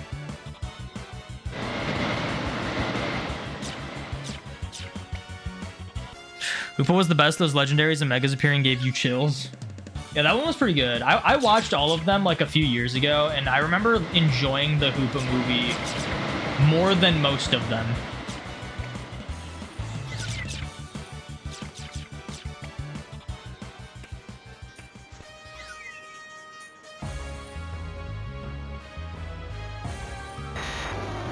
Forever is your most watched one because... Oh, Heroes. Heroes was it. Forever was your most watched one because that was the one you had. Yeah, that's same. That was the only one we had as a movie, I'm pretty sure. I think like our cousins or someone had the first movie. Meowth was always kind of annoying. He had his moments though. I just think James was so funny.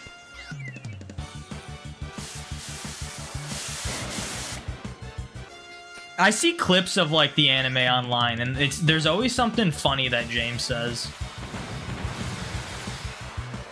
He was like the character that was like for the adults. Like he'd say stuff that was like funny for an adult.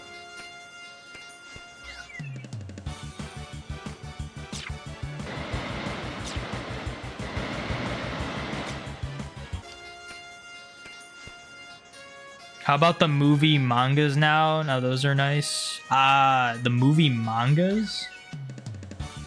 I've never followed the mangas for Pokemon, so I have no idea. And I don't know what the movie mangas are.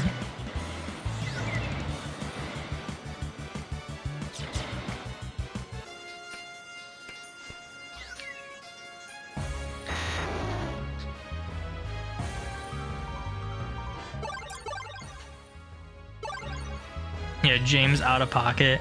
Dude, there's some moments in the show, like there's that one scene where Meowth is like drowning. He's like, I can't swim, and then he gets out, and then Pikachu is like disappointed he didn't drown. It's so funny.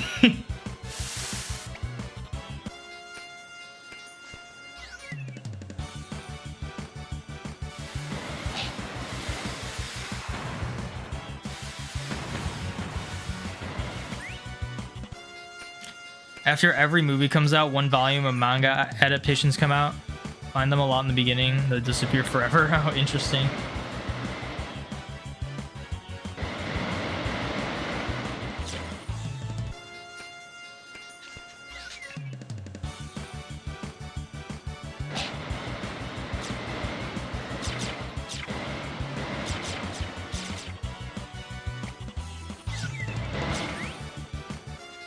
Remember that one time James told Ash they'd be putting these women into... No, I don't remember that. There was one recent that I saw on Twitter where James was like about to swear and didn't. And like, obviously they weren't going to because it's a kid's show, but like the voice actor like paused and then changed the word. Oh, Shiny Dratini! Shiny Dratini! Are you kidding me? Oh my gosh, what? This is like the rarest shiny I've gotten in this game, and it's Dratini. This is like one of the rare ones you can get in this area because even Dragonair is so much more common. Oh my gosh. I can't believe this. We see like maybe a one Dratini every like 5 to 7 runs or something like that. We'll see like upwards of like 5 Dragonairs in a run. I can't believe we got Dratini. Oh my gosh. I gotta get a picture of this thing.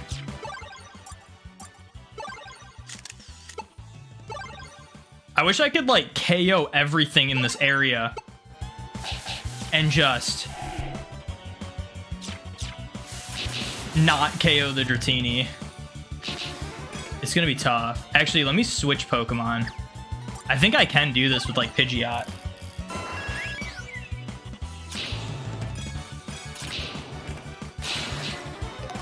Oh, there it is. I was like, where is it? We need to get it separated.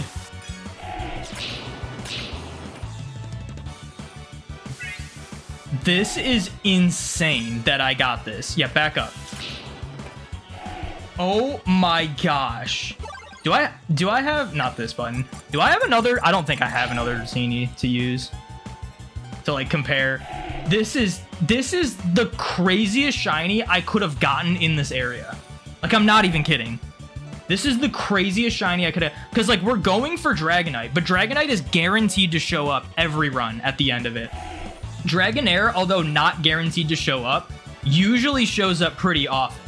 And by pretty often, I mean like 4 times max in like a run.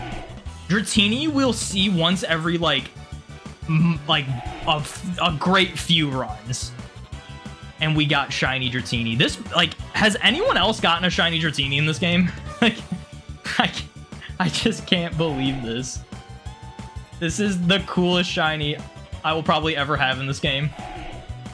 Who knows? Come over here. I need to get a picture of you. Come on. Come on, get over here.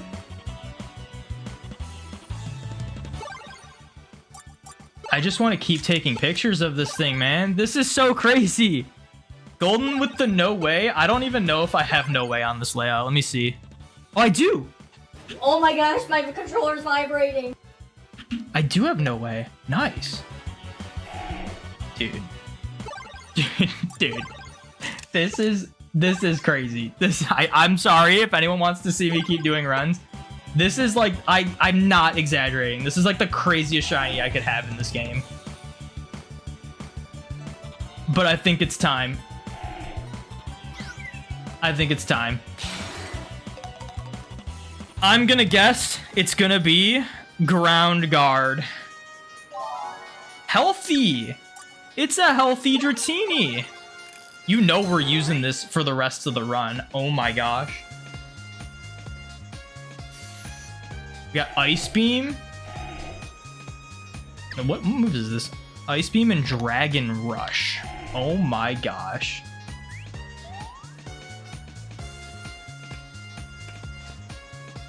I can't believe this. I gotta get out of here. 60. This is our second phase for Dragonite, by the way. We're doing runs for Dragonite. This is our second phase for Dragonite. It is so much more rare.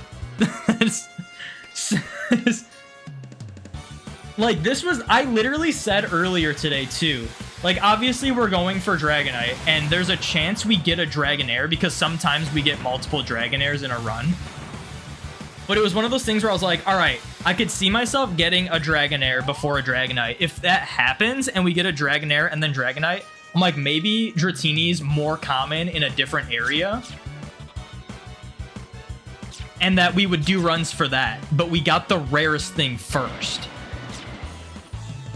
Technically second, it's phase 2. This is unreal. This is just so unreal. And it's healthy, so I can heal. Okay, this is... I wonder if I can beat the Dragonite with Dratini. I need to see that. Oh gosh. Please, please, please, please don't hit me. Please don't hit me. Please don't hit me. Oh gosh. Oh, please. I'm very scared. I don't like this. There's too many Fearos. Dude, this... I'm gonna sound like a broken record, but this is just the craziest shiny I could have gotten. Edge and shinies were not a guarantee, just like in Super Mystery Dungeon. That'd be terrible. I don't think people would... you don't see people hunting in Super Mystery Dungeon. I can't believe I got Dratini. I gotta avoid everything. Oh, I can't believe that didn't hit me. Oh, geez. Okay, I can outrun that, so that's good. Yeah, I gotta wait for this. These guys need to get out of here.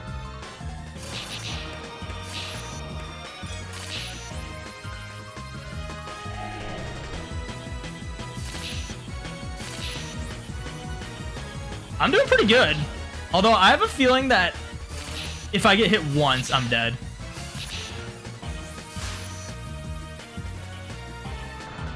Because this thing has dragon moves. Oh, jeez. We did it! We beat it with Dratini! Let's go! Oh my gosh.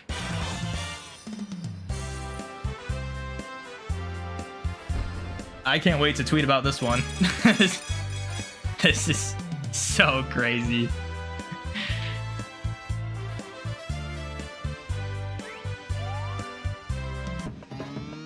Look at that. My happy little Dratini Firo. Look at this thing. We gotta take a picture here.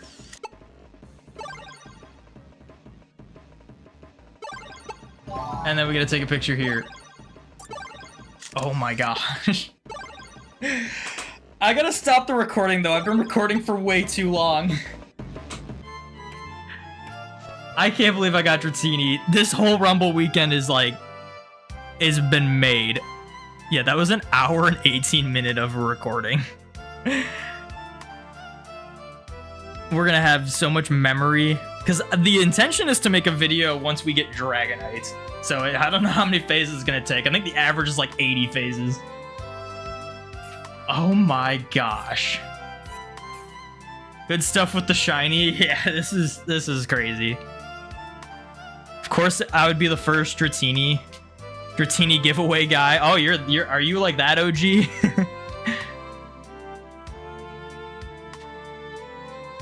Oh my gosh. What's the rarest Pokemon in the game? If you have the mod, I think it's Arceus. Without the mod, I don't know. But this is up there. Like I'll definitely have to double check. I don't think I've ever seen someone get a shiny Dratini in this game. I've seen one person get Dragonair, and what we've been seeing is that Dragonair is way more common. So, JG, thank you for the no way. Oh my gosh, my controller's vibrating. Oh my gosh. Hunting for 4 hours, you want to get a shiny before you go off, but your butt is going numb. I feel that. Do you lose it if you die? No. You lose it if you return to terminal. If you game over, you still keep every Pokemon you've collected from the run. It's payback for last Rumble weekend. You got shiny like 20 minutes into the weekend. I mean, I've been doing pretty well this weekend. We've gotten 2 shinies, and the first one was really fast. The second one was like absurdly rare and like probably my low-key most wanted one. Look at how his tail wiggles. Oh my gosh, this is so crazy. I like want to keep just using it, but that's not viable at all. Oh my gosh. All right, well, I gotta take a quick break because I really gotta go to the bathroom. So we'll just like sit here with Dratini on screen. So I will be right back before we continue more runs.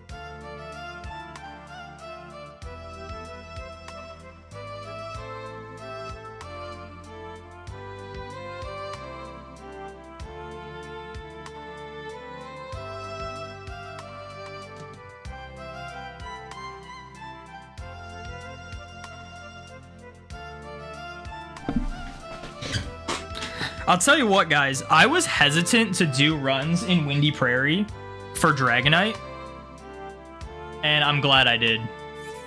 I'm very glad I did. But we gotta keep going. We gotta try to get a Dragonite. That's the goal. That is... I cannot believe that. I cannot believe that. On phase 2 as well. Like this was something that I didn't even think I would get, and I'm also expecting to go like 80 phases for Dragonite.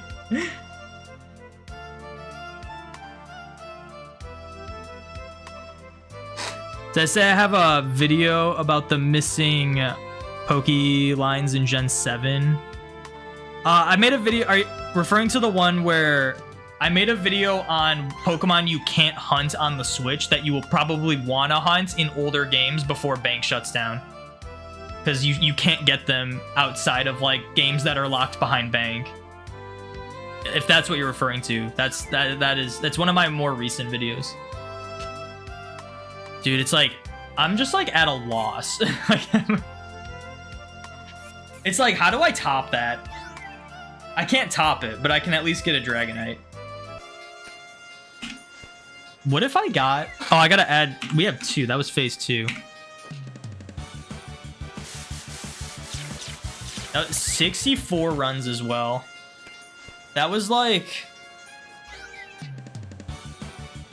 That was also technically under odds, right? I don't know how many encounters we get in a run. I think it's close to 80, though.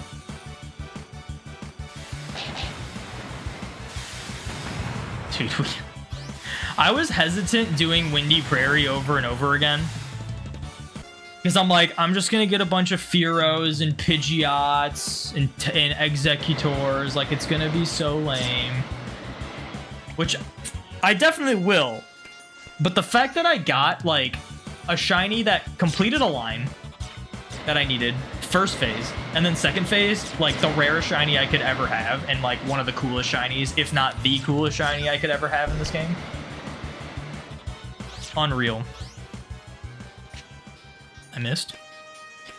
Heading to bed, good luck with the hunts. Well, thank you for hanging out. What if, like, next run Dragonite was green? How crazy would that be? Ooh, it's a sparkly Dragonite, though. Guaranteed to get it. Doesn't have a trait, though. Oh, I can't return to terminal. Sure. We'll keep the Dragonite. Why not? Golden thing for the shiny luck. You're talking the lines you need to transfer into Sun and Moon because they won't be obtainable once Bank closes. You need to transfer into Sun and Moon? Well, I mean, it's like... That's kind of like the same thing. It just also includes ones... You know, because like Sun and Moon is right before the Switch. So it's like the same thing minus a couple Pokemon, you know? So it is still like the same video.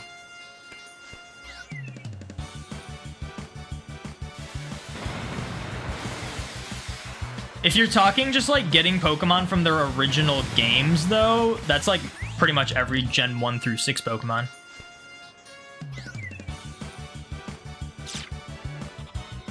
But I can't, like, if you want something more specific than that, I probably can't really help you there then. Man, but what if that thing was pink? Oh my gosh. I mean, there's no way. I wouldn't be surprised if we don't get a Dragonair. Here's the thing. I was expecting to potentially get a Dragonair. I was like, maybe not, like, for sure, but possible. I was like, there's a solid chance we get a Dragonair. I'm also definitely expecting an Aerodactyl. Also, I know I just took a break, but I have no water and my throat is so dry. I have to go get water, so I will be right back really fast.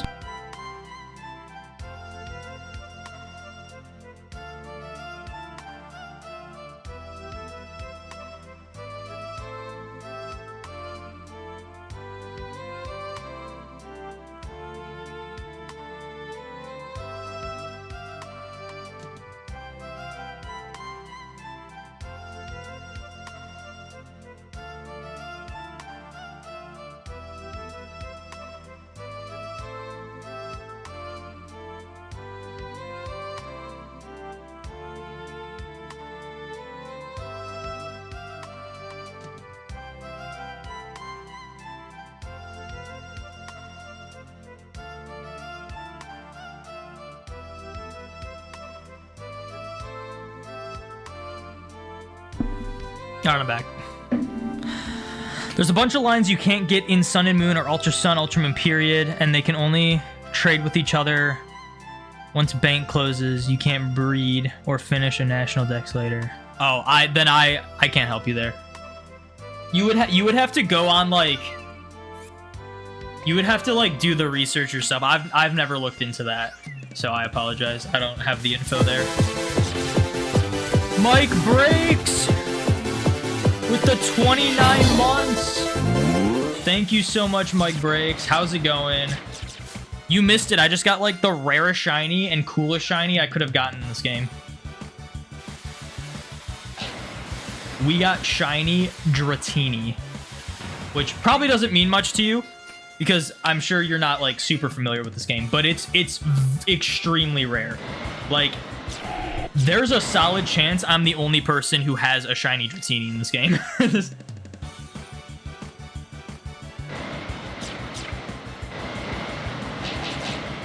Like, it's that rare. Unless there's an area where it's more common, because I'm actually totally unsure about that, if I'm being honest. I could check.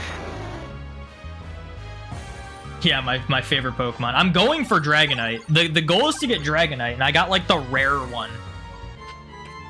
Because Dragonite's guaranteed. Let me see if it shows up. Oh, I'm in GX rank. That means I have to exit. Hold on.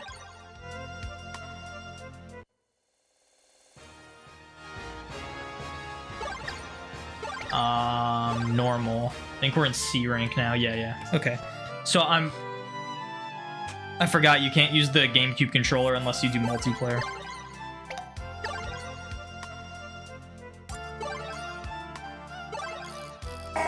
Okay, so Windy Prairie, can't get it here. Can't get it here either. So it'd have to be A rank. You can get an A rank, so maybe it is more common in A rank, but I don't think I've ever seen anyone get Dratini in this game. I've only seen one person get Dragonair. I've only ever seen one person get Dragonair. I've never seen someone get Dratini. What's the boss Pokemon thing in this area? Yeah, it's the boss is Dragonite, so I'm just doing runs until I get a Dragonite. So it's gonna be a minute. We're only at 68 runs. But I got, like Dratini is way more rare. The reason why, at least in this area, well, especially in this area, the reason why Dratini is more rare is because Dragonite as the boss is guaranteed to show up every time. Like, every run we do, we are guaranteed to see a Dragonite.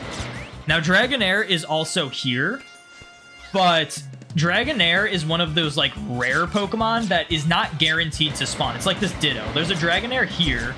There's a Ditto here. Like, they are not guaranteed to spawn every run.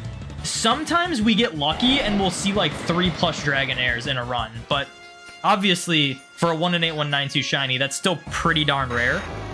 Dratini in this area, we have only seen like 5 Dratinis today or something like that. Like we'll go like 10 runs and not see a single Dratini.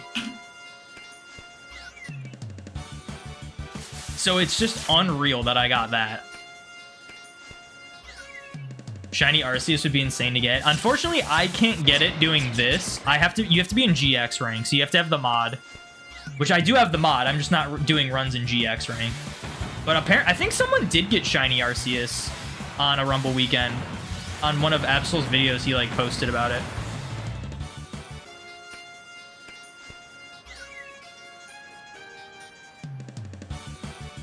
Yeah, you can transfer all the Pokemon in Sun and Moon, but you can't get them in the game. Yeah. You would have to like look into that. I guess like the easiest way to do it would be like just send up every Pokemon into Sun and Moon and then keep them there so you like always have them. But yeah, if you like do some research on it and see what Pokemon are available or unavailable, you could probably like make like a spreadsheet or something to figure out like what Pokemon you need to catch in older games to get into Sun and Moon. What are the odds? The odds are 1-in-8-192. So yeah, it'll take an average of 8,192 runs to get a shiny Dragonite. But like Dratini's rare and it only took us 64. It's not even like Dratini's rare. Dratini is like so much rare.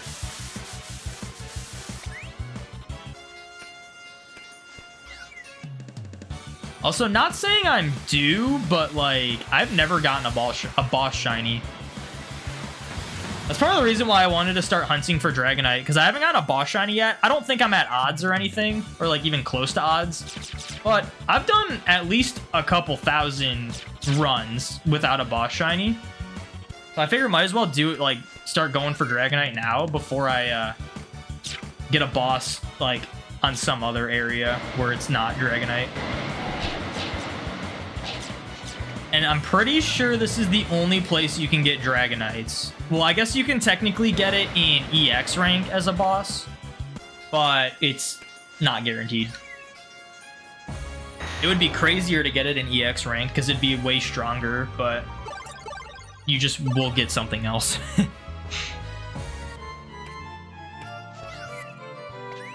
Dude, I'm like set for the weekend, man. I got like the coolest shiny I could have gotten. Something I didn't expect. Even hunting for Dragonite, something I just didn't expect I would get. Like, I was kind of thinking Dragonair would show up at some point during the hunt, because sometimes we'll get like 4+ in a run. I was not expecting to get Dratini, of all things.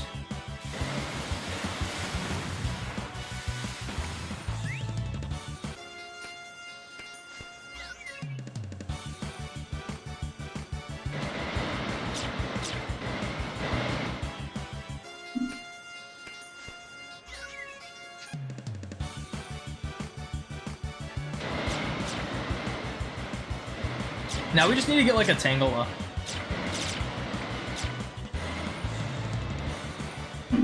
It's hard to drink water while controlling this. Ditto would also be insane to get, but Ditto, I think if we're talking rare spawns, I would definitely want like Tauros and Dragonair more, because Ditto's more common in like later ranks. You get the trade soon? You want to ask first? Yeah, I should have plenty stuff tagged for you.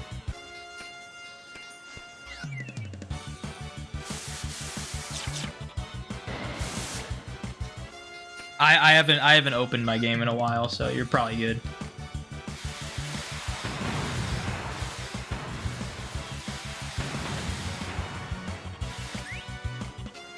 Besides Dratini line, what's next rarest? Well, like, in terms of, like, the full game, there's a bunch of Pokemon that have, like, similar rarity. Like, all of the baby Pokemon are kind of treated similarly to, like, something from the Dratini line. Like, Tauros is as well. Like, Tauros is kind of, like, in the same boat. There's a bunch of Pokemon that have, like, that similar rarity. So I can't really tell you what like the next rarest is. It's just like a bunch of like the rare Pokemon that are like super rare, like super hard to get. How many generations are in Rumble? So in this game, which is the only one that you can shiny hunt in, base game, it's only Gen 1 and 4. But if you get the Rumble Weekend Edition mod, it allows you to hunt Gen 2 and 3 Pokemon as well. So it's the first 4 generations of Pokemon. There are other Rumble games that have more generations, but you can't shiny hunt in them.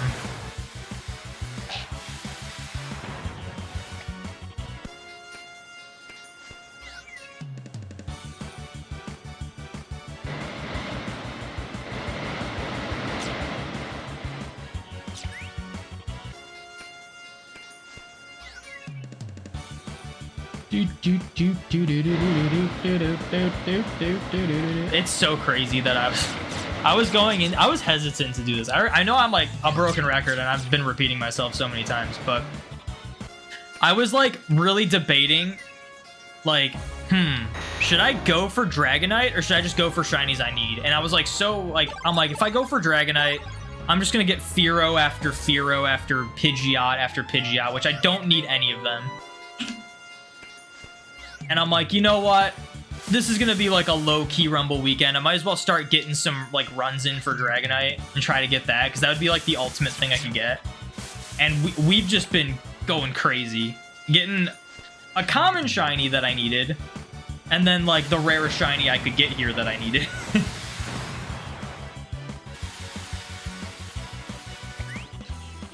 Do you think Pokemon Day will have a Pokemon Rumble 2 or like a Stadium Coliseum remake? In terms of spin-offs, the sky's the limit. I have no idea what they could do for spin-offs. I personally, my dream spin-off Pokemon game that they could like do, which I don't think they will, but who knows, is if they make like a modern mystery dungeon game, but then they also have shiny mechanics similar to how this works, where the shiny odds are like 1 in 4096 base odds, and then, which that's not how it is in this game, but obviously if it's a Gen 9 game, it would be 1 in 4096. And that you're like guaranteed to keep a shiny if you find them, and every Pokemon can be shiny, and it's just like random roll every time. Like, that would be crazy. I don't think they'll do that though. But that'd be like my dream spin-off game that they could add. In terms of mainline games, I'm expecting like a Johto remake, if I'm being honest. I don't know if it's going to be like a Let's Go or not. I kind of hope it's not. I kind of feel like it shouldn't be, but who knows? My dream game that I want them to announce for Pokemon Day would essentially be like Gen 10, which I know will not happen, and I'm not expecting it to happen. And honestly, it's like I'm in a weird state with like mainline Pokemon games right now, if I'm being honest. I feel like the mainline games have been suffering a little bit lately, and like on one end, like as much as I don't like Scarlet and Violet, and as much as I want like a new game with like new Pokemon that's done well, in my opinion, I also want them to take their time on the game. So I don't really like want to see Gen 10 right now, and I know it won't come. I think it's coming next year. But, you know, it's just like a weird state I'm in. Like, my dream next Pokemon game would essentially be like Gen 10, but like more classic mechanics and stuff. Like more like Sword and Shield, and like done better and well and whatnot. But I'm expecting a Gen 2 remake. If anything more from main series, I'm expecting some sort of new Unova game as well. But I think a Gen 2 remake is a little more of a given that we'll get.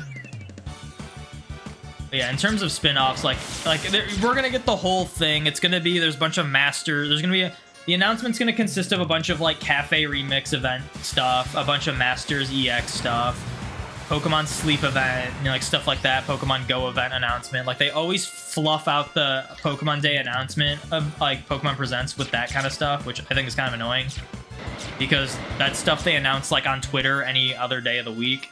So it's weird that they like will use it to like pad down the run, like pad up the runtime of the presents to make it seem like there's more stuff getting announced. But I'm expecting all that, you know, random stuff that I don't care about, if I'm being honest. And then I'm expecting a Gen 2 remake. I'm not expecting it, but if they were to do multiple mainline games, then a Unova game that's new, not a remake, maybe a sequel, maybe Legends style. I don't know if it'll be Legends though. And yeah, that's about it. It's weird how the games have gone. At start, open world Pokemon felt like the next best evolution, but I like the linearity more. Yeah, that's how I feel. But if they were to do more open world, I think they should do it more in the style of Legends. I just think that game works so much more than Scarlet and Violet. But I'd still like pretend. I still prefer the route-based traditional encounter type games. But like I like even then, like Overworld, like Sword and Shield had Overworld, and I thought that worked well. I just like not knowing that they're shiny ahead of time. I like seeing, like, being shocked when you run into a Pokemon and then it's shiny, like, right in your face. And then you don't have to worry about, like, lighting and color blindness and whatnot. Like, you'll know when you find a shiny because it'll have, like, an encounter screen and then it'll sparkle. I think it would just make more sense. Legends Celebi would be sick. I don't know if they're gonna do a Legends. Like a lot of people are thinking like Unova. Like, I think we are gonna get like a more traditional style Johto remake. Like, I hope it's not Faithful. I hope if it's a Johto remake, it's more like Heart Gold Soul Silver, but like more like add later gen Pokemon to it. Like have a way to get later gen Pokemon. Have like more features added. Have more story added. Like a post game that includes like later gen stuff. Like don't make it like BDSP where it's essentially the same game with like a few differences. They did a Legends games, it'd be fine if they kept the shiny sound and mechanics the way it made some improvements. I feel like the shiny sound mechanics are better suited for Legends game. Yeah, like if they did a Legends game, all I ask is that they don't make research level 10 raise your shiny odds. Because I thought that was ridiculous. I'm hoping they start to realize that people prefer full odds hunting. Whether or not it's the majority of the player base, which I don't think it is.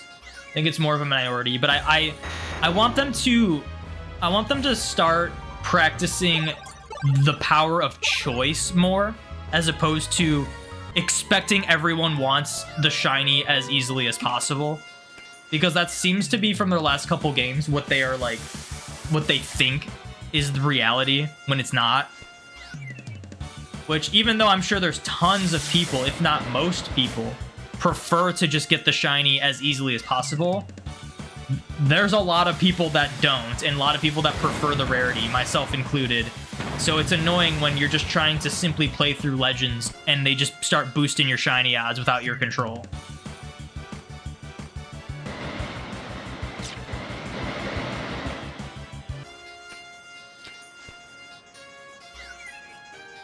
You're hoping for a Legends Celebi as well, maybe like Kanto Johto hybrid Legends game. It would be kind of crazy to get a Legends game that's both Kanto and Johto. But I know a lot of people are sick of Kanto. I honestly think if they were to do a Legends game, I think it should, or like not even a Legends game, but if they do like a remake to like an older generation game, they need to like include a different region than Kanto. Like what made Johto so cool was going back to Kanto. I think if they did like a Kalos, what if they did like a Kalos remake at some point, and at one point you like go to Paldea or like you go to Galar or something like that, as opposed to like, oh, just go back to Kanto.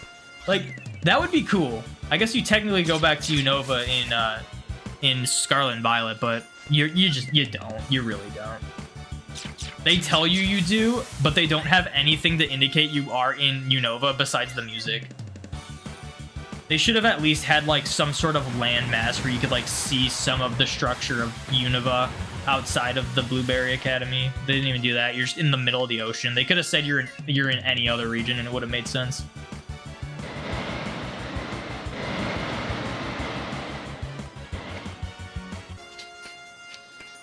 Yeah, so some people wanting Let's Go Pichu Meryl. Yeah, I think if they do a Let's Go Johto game, I don't think it's just going to be Pichu and Meryl. I think they're going to really think about what Pokemon they do.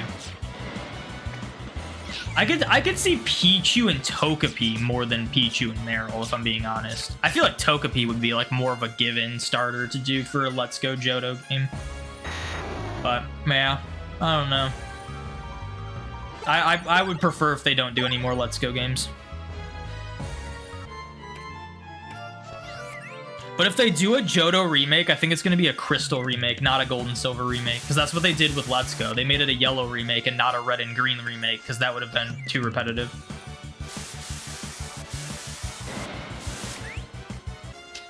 So like Gen 5 remake with ORAS mechanics. Wait, like what do you mean like that? Oh, are you saying like for like Legends? For the Legends Celebi game?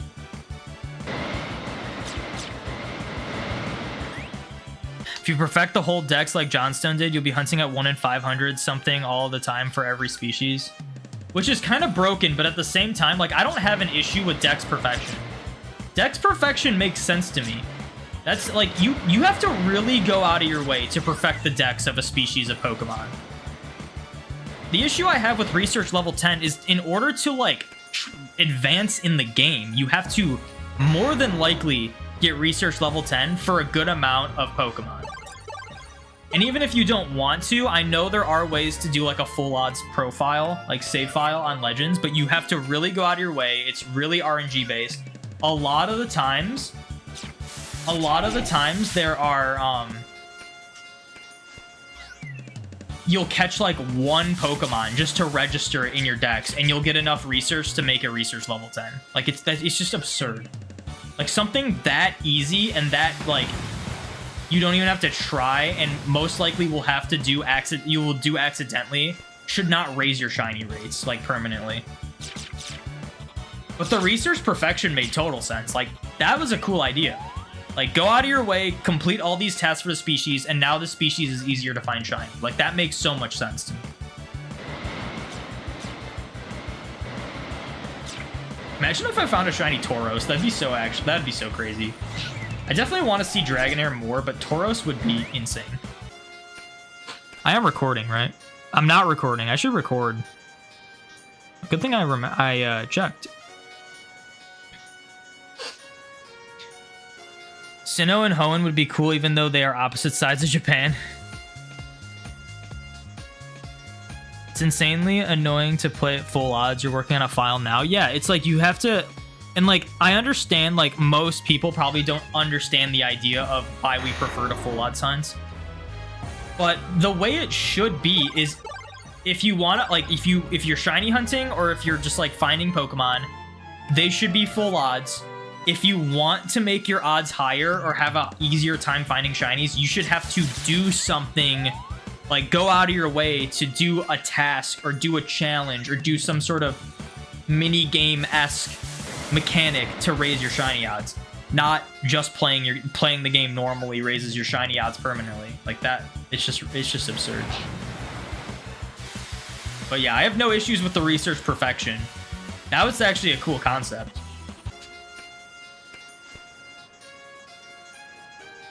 Didn't they say the remake being done by Ilka again, so it should be more like BDSP? I mean, I guess according to rumors, I haven't seen anything on it. I try to not follow like leaks and stuff, so I don't see any of that, but someone in chat said they heard that someone was saying they were doing a faithful remake again, like by Ilka, which I don't know. That sounds like bait. That sounds like something someone would post on Twitter to get a bunch of like farming interactions. So I don't know, but I could also see it happening. Did you ever play Unite? You quit a while ago. It was unhealthy for you. You've never been so mad playing a game before. Unite? I never tried Unite. There's a lot of honestly, most of the spin-off games that are mobile games, which I understand Unite is also a Switch game, but it's also on mobile. I just have no interest in. Unite does not seem like a game I would enjoy. Sleep is not a game I would enjoy. Masters, maybe to an extent I'd enjoy it, but it's very like gacha-y that I just wouldn't enjoy it. I played Pokemon Shuffle. That was a fun one, but I stopped playing it because it just got too difficult. It was way too hard to win, and then when you did, you just like wouldn't catch the Pokemon 99% of the time. But Rumble was fun. But yeah, that's why I just like don't. I get annoyed when like the presents that they're like hyping up. It's like Pokemon's anniversary. We got this presents, and it's like 90% just like mobile game ads, and it's just like, one, you guys announce this stuff any other day of the week. Why does it need a presents? And two, I'm not interested in pretty much all of these.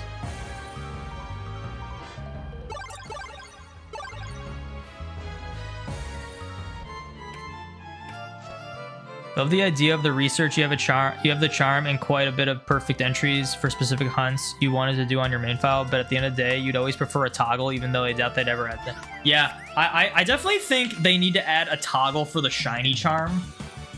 I don't think they'll do it, but I think that should be something they do. But yeah, like in my opinion, I think research level 10 should have either been way harder to get and not required to like beat the game, because when any of those quests you get where people will say show me a completed dex entry for this Pokemon, you have to get research level 10 for it. Like that shouldn't be required to fill out some tasks, and it should also be a lot harder to get research level 10 if it's going to raise your shiny odds. or it just shouldn't raise your shiny odds at all. Which I think the easier thing and the one that makes more sense would be it just shouldn't raise your shiny rates at all. But Research Perfection, like, it should be the exact same buff. Like, if you have Research Perfection without Shiny Charm, it should be 1 in 1024, just like how it is. But Research level 10 just shouldn't do anything.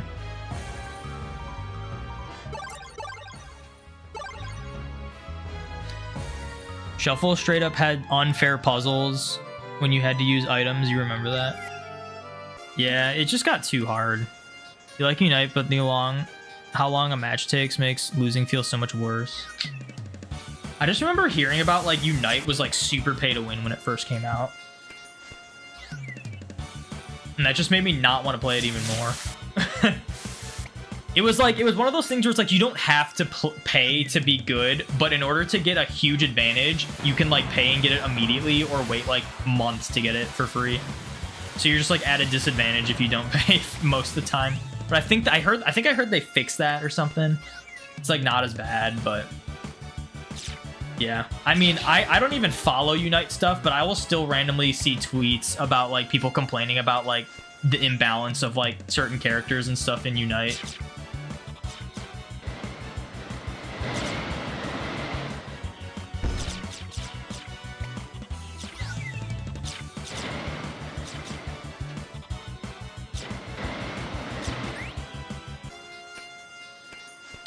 Being said, you would love a mystery dungeon game since we now have 3 generations of Pokemon that haven't been in one. Yeah. I want a mystery dungeon game, and if they are going to add shinies, it needs to be done the exact way I want them to do it, or else it's not going to be that fun. If not, they just don't add shinies to it. But I think if they do shinies correctly in a spin-off game, it could really add, like a lot of good. So I'm always kind of an advocate for them adding shinies in certain spin-off games.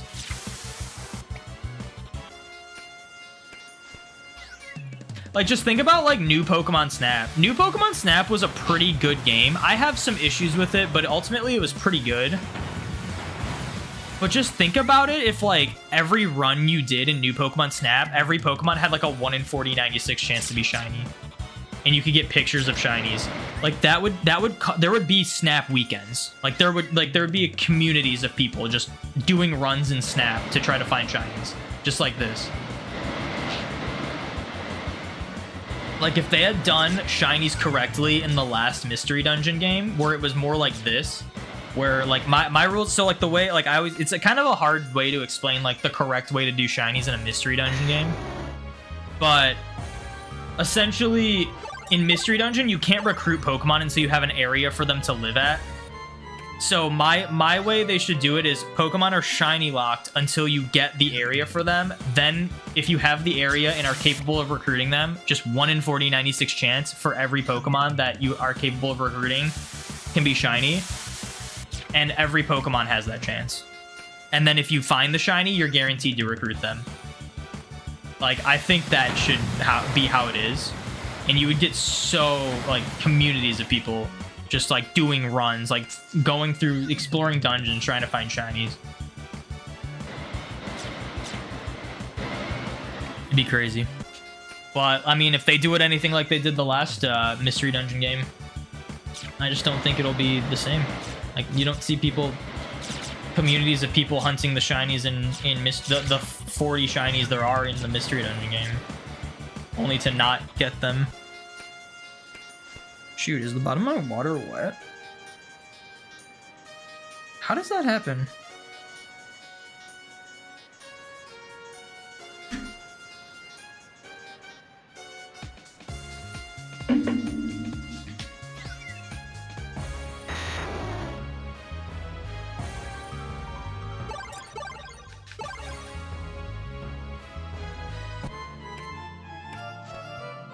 It's weird how they assume that making a carbon copy of old Pokemon games is enough to count as a remake. It's an HD remaster. Yeah. And I mean, just, like, look at even, like, ORAS. Like, a lot of people didn't like ORAS, but, like, I'm playing through Omega Ruby right now, and it's just cool. It's cool that they made certain changes that are, like, modernizing it. Like, giving Wally a Gallade because his Ralts was male. Like, I fought a random trainer on one of the routes in Omega Ruby, and they have a Budu.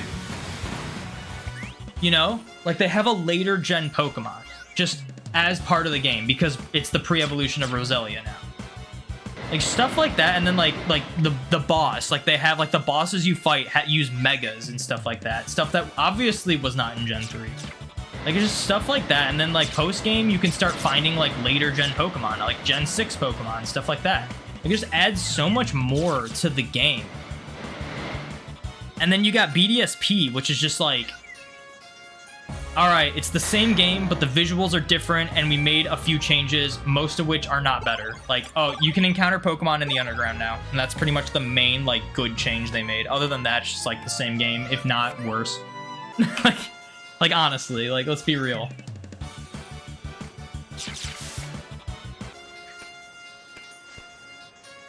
Sounds like Go, you don't have to pay, but you get an advantage over people that pay. Go, I think Master League in Go is absurdly pay to win. Like argue how you want. Like, oh, you can use Community Day Pokemon on your teams. Oh, you can do this, you can do that. You have access. They need to make Master League Classic still a thing. Like, the fact that they removed Master League Classic in Pokemon Go means it's pay to win now for Master League. And it's ridiculous. Like, I do what I can with a team of Community Day Pokemon on Master League, but at the end of the day, there's just no way I'm beating a team of Mewtwo, Dialga, and, like, Lugia. Like, I'm not. There's just no way. Mewtwo is, like, nearly impossible for me to outplay because it's so broken, and I can't use my own because I don't have enough XL candy, and in order to get XL candy, you either have to raid a bunch or raid a bunch. And then the only, like, good counter to Mewtwo is essentially Yveltal, which, again, if I want a good Yveltal for Master League, I just gotta raid a bunch. It's so stupid. Master League is very much pay to win in Pokemon Go. Like, I can win some games, but at a certain point, it's just loss after loss after loss, and I'm just only fighting level 50 legendaries.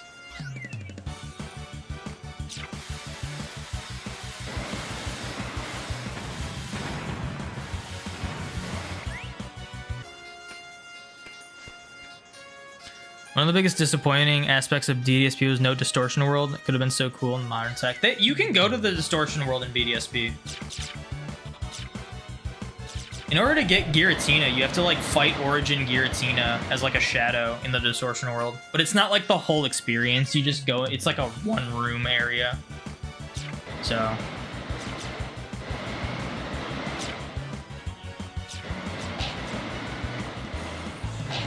One thing that, like, I think if they're gonna do, like, a Fateful remake, I think one of the biggest issues with them doing a Faithful remake for BDSP was the fact that they should have remade Platinum instead.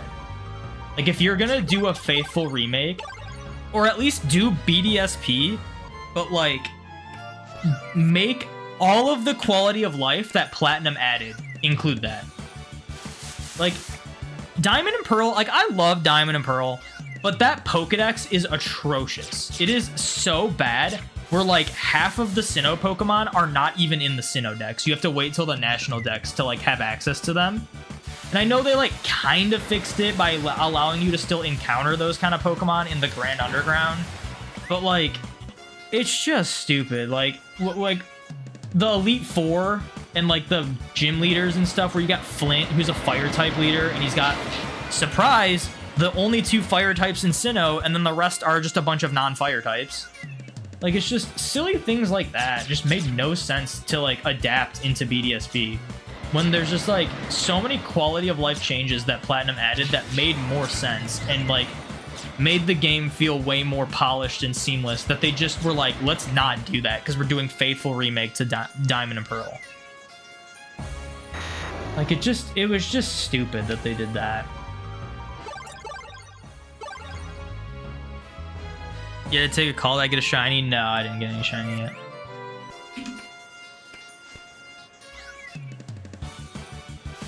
But I'm chilling.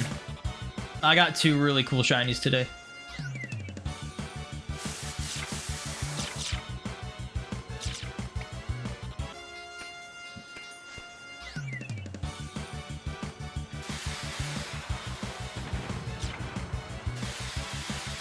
Dude, a really goofy thing in BDSP is if you look at your themes on if you look at your like PC themes, the backgrounds for the PC boxes, they have like certain PC themes that are from Platinum and they're like updated, and one of them's like a Team Galactic theme from Platinum. But there's like a character in Platinum that wasn't in Diamond and Pearl. And instead of just porting the same theme over, they like edited that character out and just replaced him with a grunt. I forget his name. He was the dude with the glasses. The like older looking guy. Just like goofy things like that. It's just so unnecessary to like, you just like taking a game that already is pretty mediocre the way they're doing it anyway, and just making it worse intentionally for faithful remake sake. Sharon, yeah, it was like Sharon or something like that. Charon.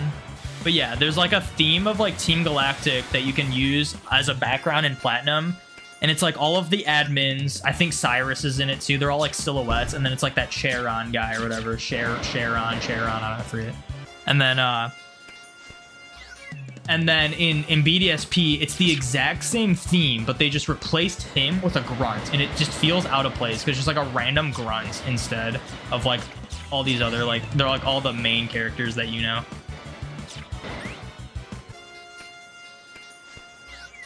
Which obviously that's like a minor issue. I just think it's goofy, but yeah, it's one of those things where it's like, if you're gonna do a faithful remake, like, why not just have the quality of life changes that Platinum had that were just better? Like the more fleshed out decks.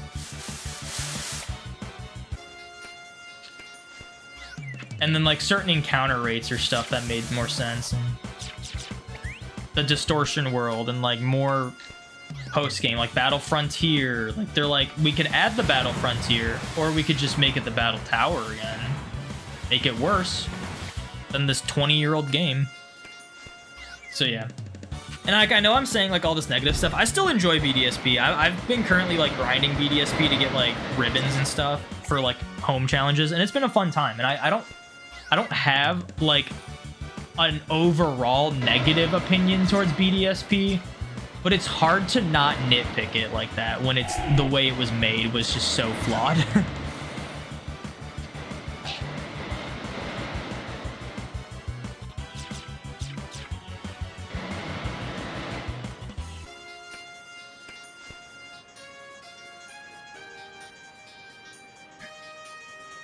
It's a shame that Diamond Pearl were the games that get the worst remake.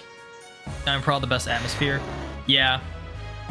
I was one. I think graphically BDSP is totally fine. Like it's one of the better looking Pokemon games, and it's probably mainly due to the fact that it's a lot more smaller scale.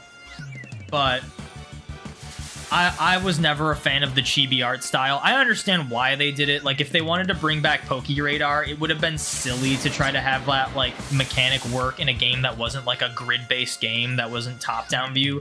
But I was one of the people that just really wanted to see Sinnoh in like the Sword and Shield style. We were talking about this earlier, but it was like you look at Fire Red Leaf Green, those were remake games that were in the style of Ruby Sapphire Emerald.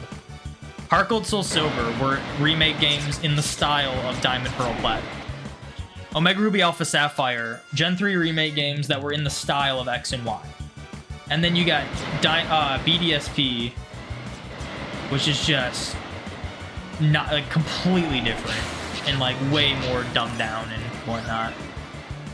So like again, like I understand why they did it, but it's still disappointing. It would have been cool to see like a full scale like Sinnoh, and I know we got Legends, but like full scale Sinnoh as a Diamond and Pearl remake with like maybe they bring in like Dynamax or something, like something to make it more than just what it was. Like they brought in Mega Evolution in Omega Ruby Alpha Sapphire.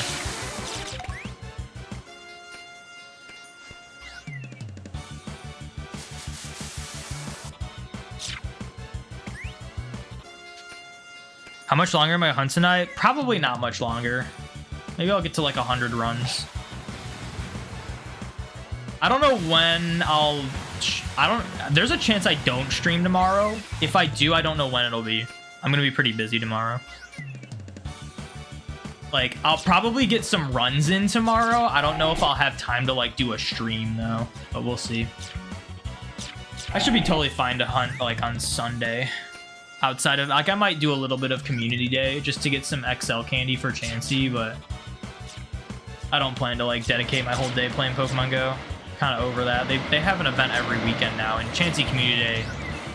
As much as some people probably want it, it's something I really just don't need. Can you imagine the black and white remakes are real and they have Scarlet and Violet style graphics? That would be a nightmare. Yeah. No. What are you talking about? We already have the black and white remakes, and it is in the Scarlet and Violet style. It's called Indigo Disc. Did you forget? There's not going to be black and white remakes. We already got them. It's the Blueberry Academy.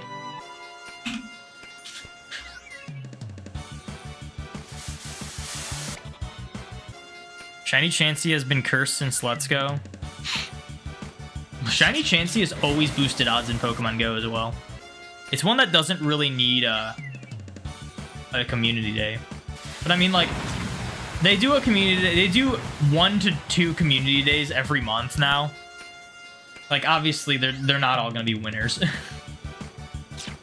Like, there's only so many Pokemon they can feature before they just keep repeating ones.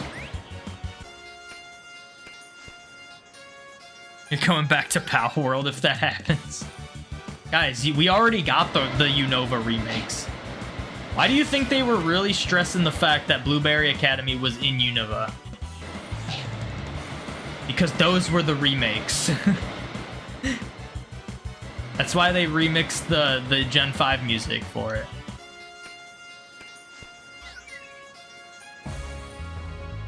Speaking of thoughts on Pow World, well, I've heard that it has allegedly been confirmed. I know this is like the dumbest way to word a sentence ever. But I heard allegedly that it has been confirmed that they did not use AI or rip off Pokemon model designs and stuff. Like, they didn't use like Pokemon assets to create their game. The person who said they reused models from Pokemon was like doing that out of spite of Pow World, and said they had to resize stuff in order to get it to work and like change proportions and whatnot to get it to like seem like it was the same models. Which is great. I'm one who I think AI should be used as a tool, not as a substitute. Like, if that, like, because I think even like Spider-Verse has been like used AI to like develop certain art styles and whatnot to get their whatever they were working on to work in that visual style. Like, that's cool. Like, AI can be used for good as a tool, but when you start like just throwing stuff in AI to get full designs and stuff, that's not okay. I think that's ridiculous. But allegedly they did not do that. So I don't have an issue with Pal World, but it is not a game I really care to play. Like, there's a reason why I don't care about open world Pokemon games. I'm just not fond of that. I'm not like into that. I'm not excited by that. So that's one of the reasons why I want them to go back to traditional Pokemon games. Because like I hear like Pal World, like people who like, I know there's a lot of arguments on Twitter about like Pal World and stuff. People who defend Pal World say it's not even like Pokemon, it's more like Arc, and that's kind of like the idea. When you start making Pokemon like super open world and super like change this, change that, it doesn't feel like Pokemon anymore. It just feels like a different game. So even though there are monster collection aspects in Pal World, it's like overall it's just not a game I'm interested in. But I don't really have an issue with it after the alleged confirmations. I say alleged because it's not like I'm doing my own research on that. I just see stuff online. I'm not like, I don't care enough to like look into it.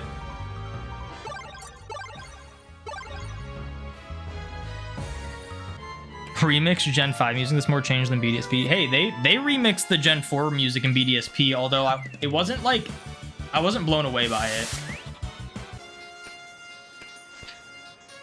Next weekend is Hisui Decidueye raid day. Yeah, dude, like the more I think about it, the more I like don't like. I'll use the 5 free passes, but I am not doing more than that because, like, let's be real. At some point, I'm just gonna hope that they allow us to evolve Rowlet into Hisui and Decidueye, and if that is the case, I already have the shiny, I already have the perfect. Like, I have no reason to like raid Hisui and Decidueye. Like, I'll do the free passes. I'm not staying out for it. Like, I'm just over the like constant every weekend is an event. Like, I'm over it.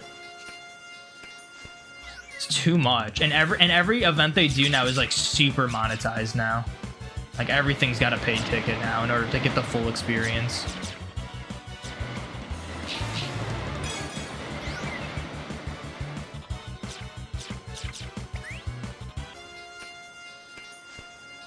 Then it's LA Tour and then global event. Yeah, but I'm not doing LA Tour, so that doesn't matter. If there's a weekend like in between the LA Tour and the global, then great, awesome. Or like if the LA Tour, there's nothing going on. Like if the global event is not the same weekend, then awesome. You're playing Power right now. Game's super fun. You love that you can choose who is your ride Pokemon and your base functions.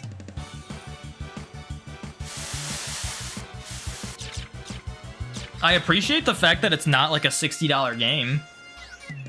That's the only like reason why I would even consider buying it, because it's not super expensive, but I don't know. I don't care enough.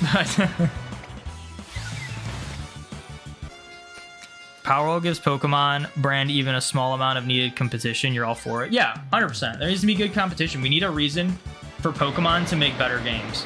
That being said, I don't want them to be like competing in the way of we need to make the best open world Pokemon game now, because I'm not a fan of the open world Pokemon game. Just polish the games more. It doesn't have to be like Power World.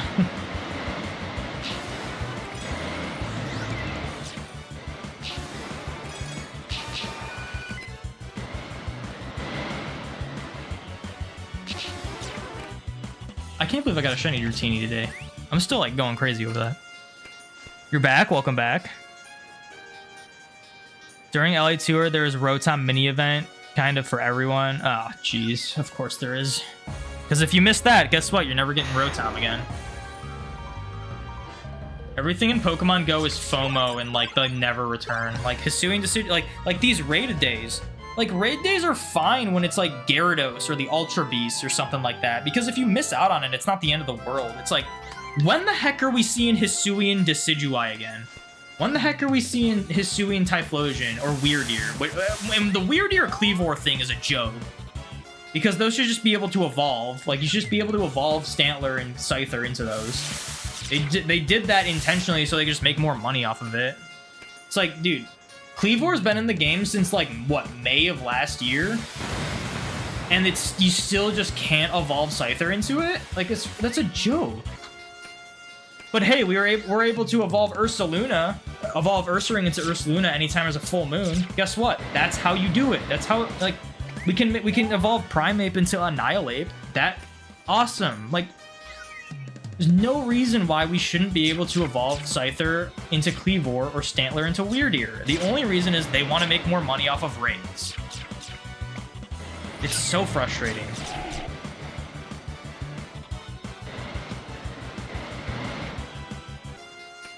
You're gonna go off now, go with the Dragonite. Thank you for hanging out. That's why you quit Pokemon Go years ago. Pokemon, I have severely slowed down with Pokemon Go. Severely. I've severely slowed down with it, and I also don't make content on it anymore. My last Pokemon Go video was Hoenn Tour, and the idea for me was to only do like special events like the tours and GoFest, but when GoFest came around, I just couldn't bring myself to do it. Like, I don't have the passion there anymore, and I have severely slowed down.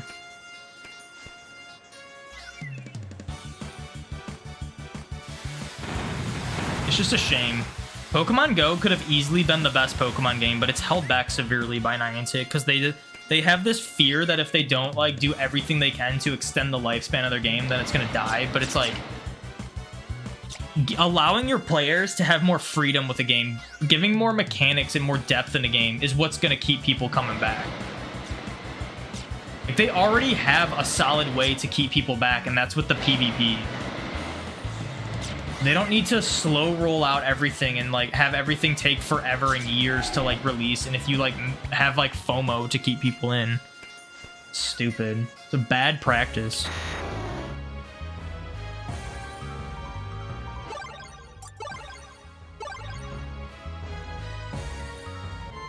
All right, I'll get to 110 because these runs are really quick. 110 or if I get a shiny.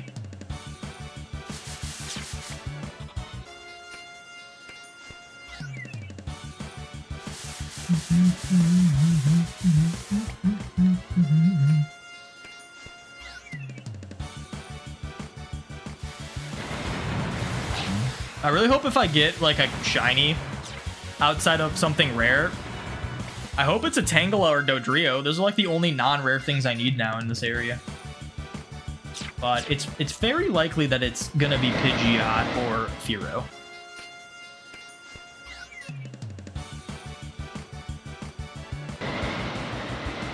I see them sparkling Pidgeots and I'm just like, oh, there it is, but it's worse.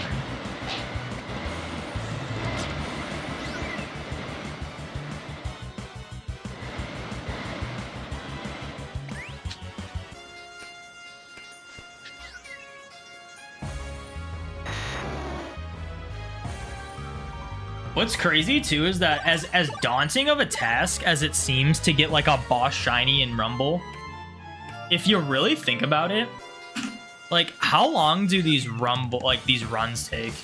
Like, I started at 47:02. Let's see how long this run takes to like see everything. As soon as I pause the game to return, that's when we clock it.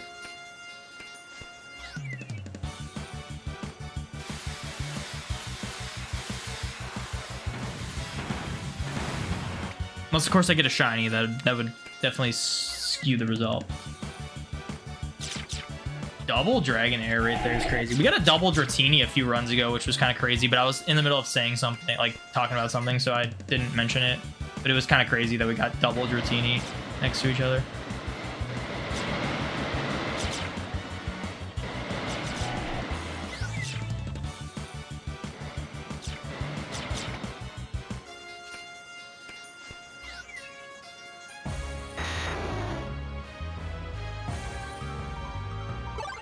So that run took exactly a minute.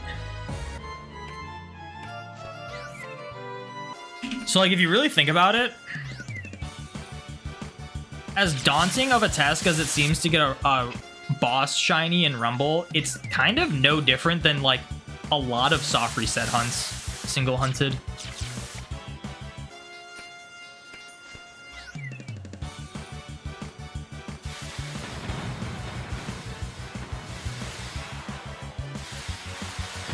Like, yeah, it's not gonna be a walk in the park, but you know, after a few Rumble weekends, we'll probably have it.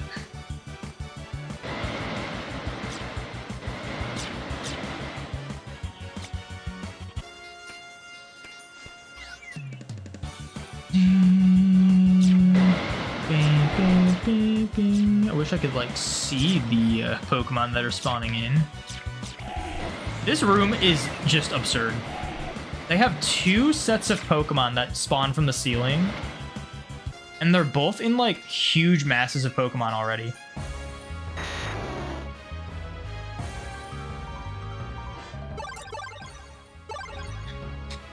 Also, as much as it would suck to get a shiny Aerodactyl in the boss room next to non-shiny Dragonite, I do want to get a shiny Aerodactyl.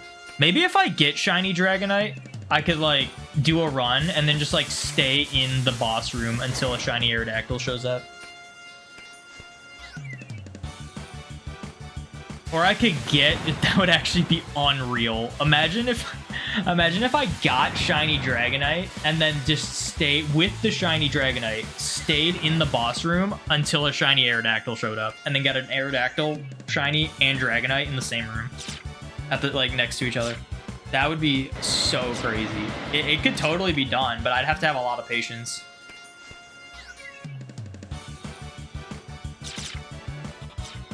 I've seen people do that before, not with a shiny boss. Actually, maybe I have seen people do it with a shiny boss. But I've seen people just like hunt boss room minion Pokemon just by KOing them and then having more spawn in until a shiny shows up.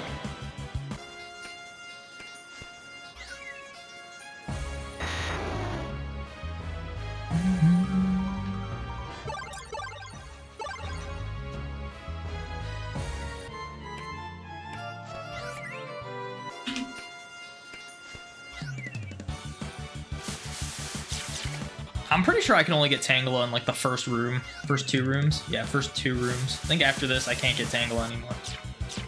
Could even be the same with Dodrio. Like I might not be able to see Dodrio anymore. I don't remember.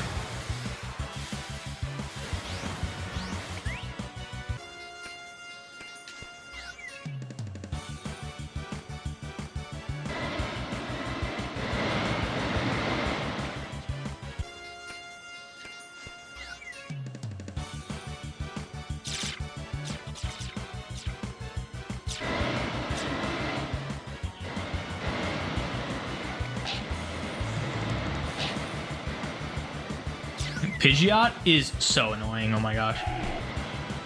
Not only do I not want to get a shiny of it, and I definitely will, but every time you get hit by its attack, you stop moving for like a second.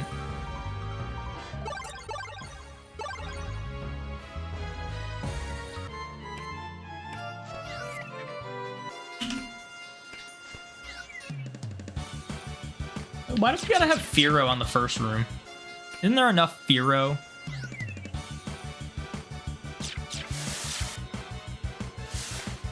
We get Hisuian starters for Global Snow Tour. You're rating hard that weekend outside of ours, so you can save all the starters for you and Adam. Oh, the fully evolved ones. Interesting. You don't have to go out of your way to save stuff for us. I don't expect you to do that.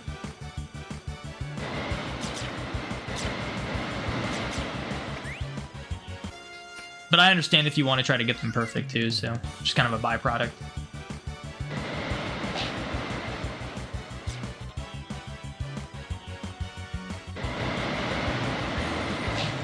Jeez, jeez, jeez. Dude, a shiny Tauros would be so crazy on top of a Dratini. With it, and then a Dragonair as well.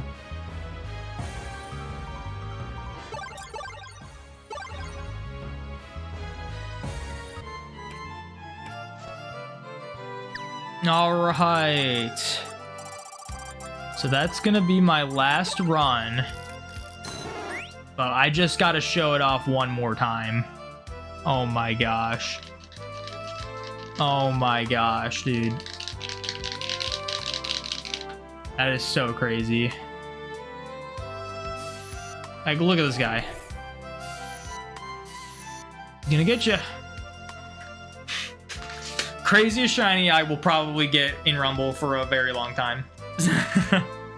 So, that's gonna be it for the stream. Thank you to everyone who tuned in, and I will see you next time.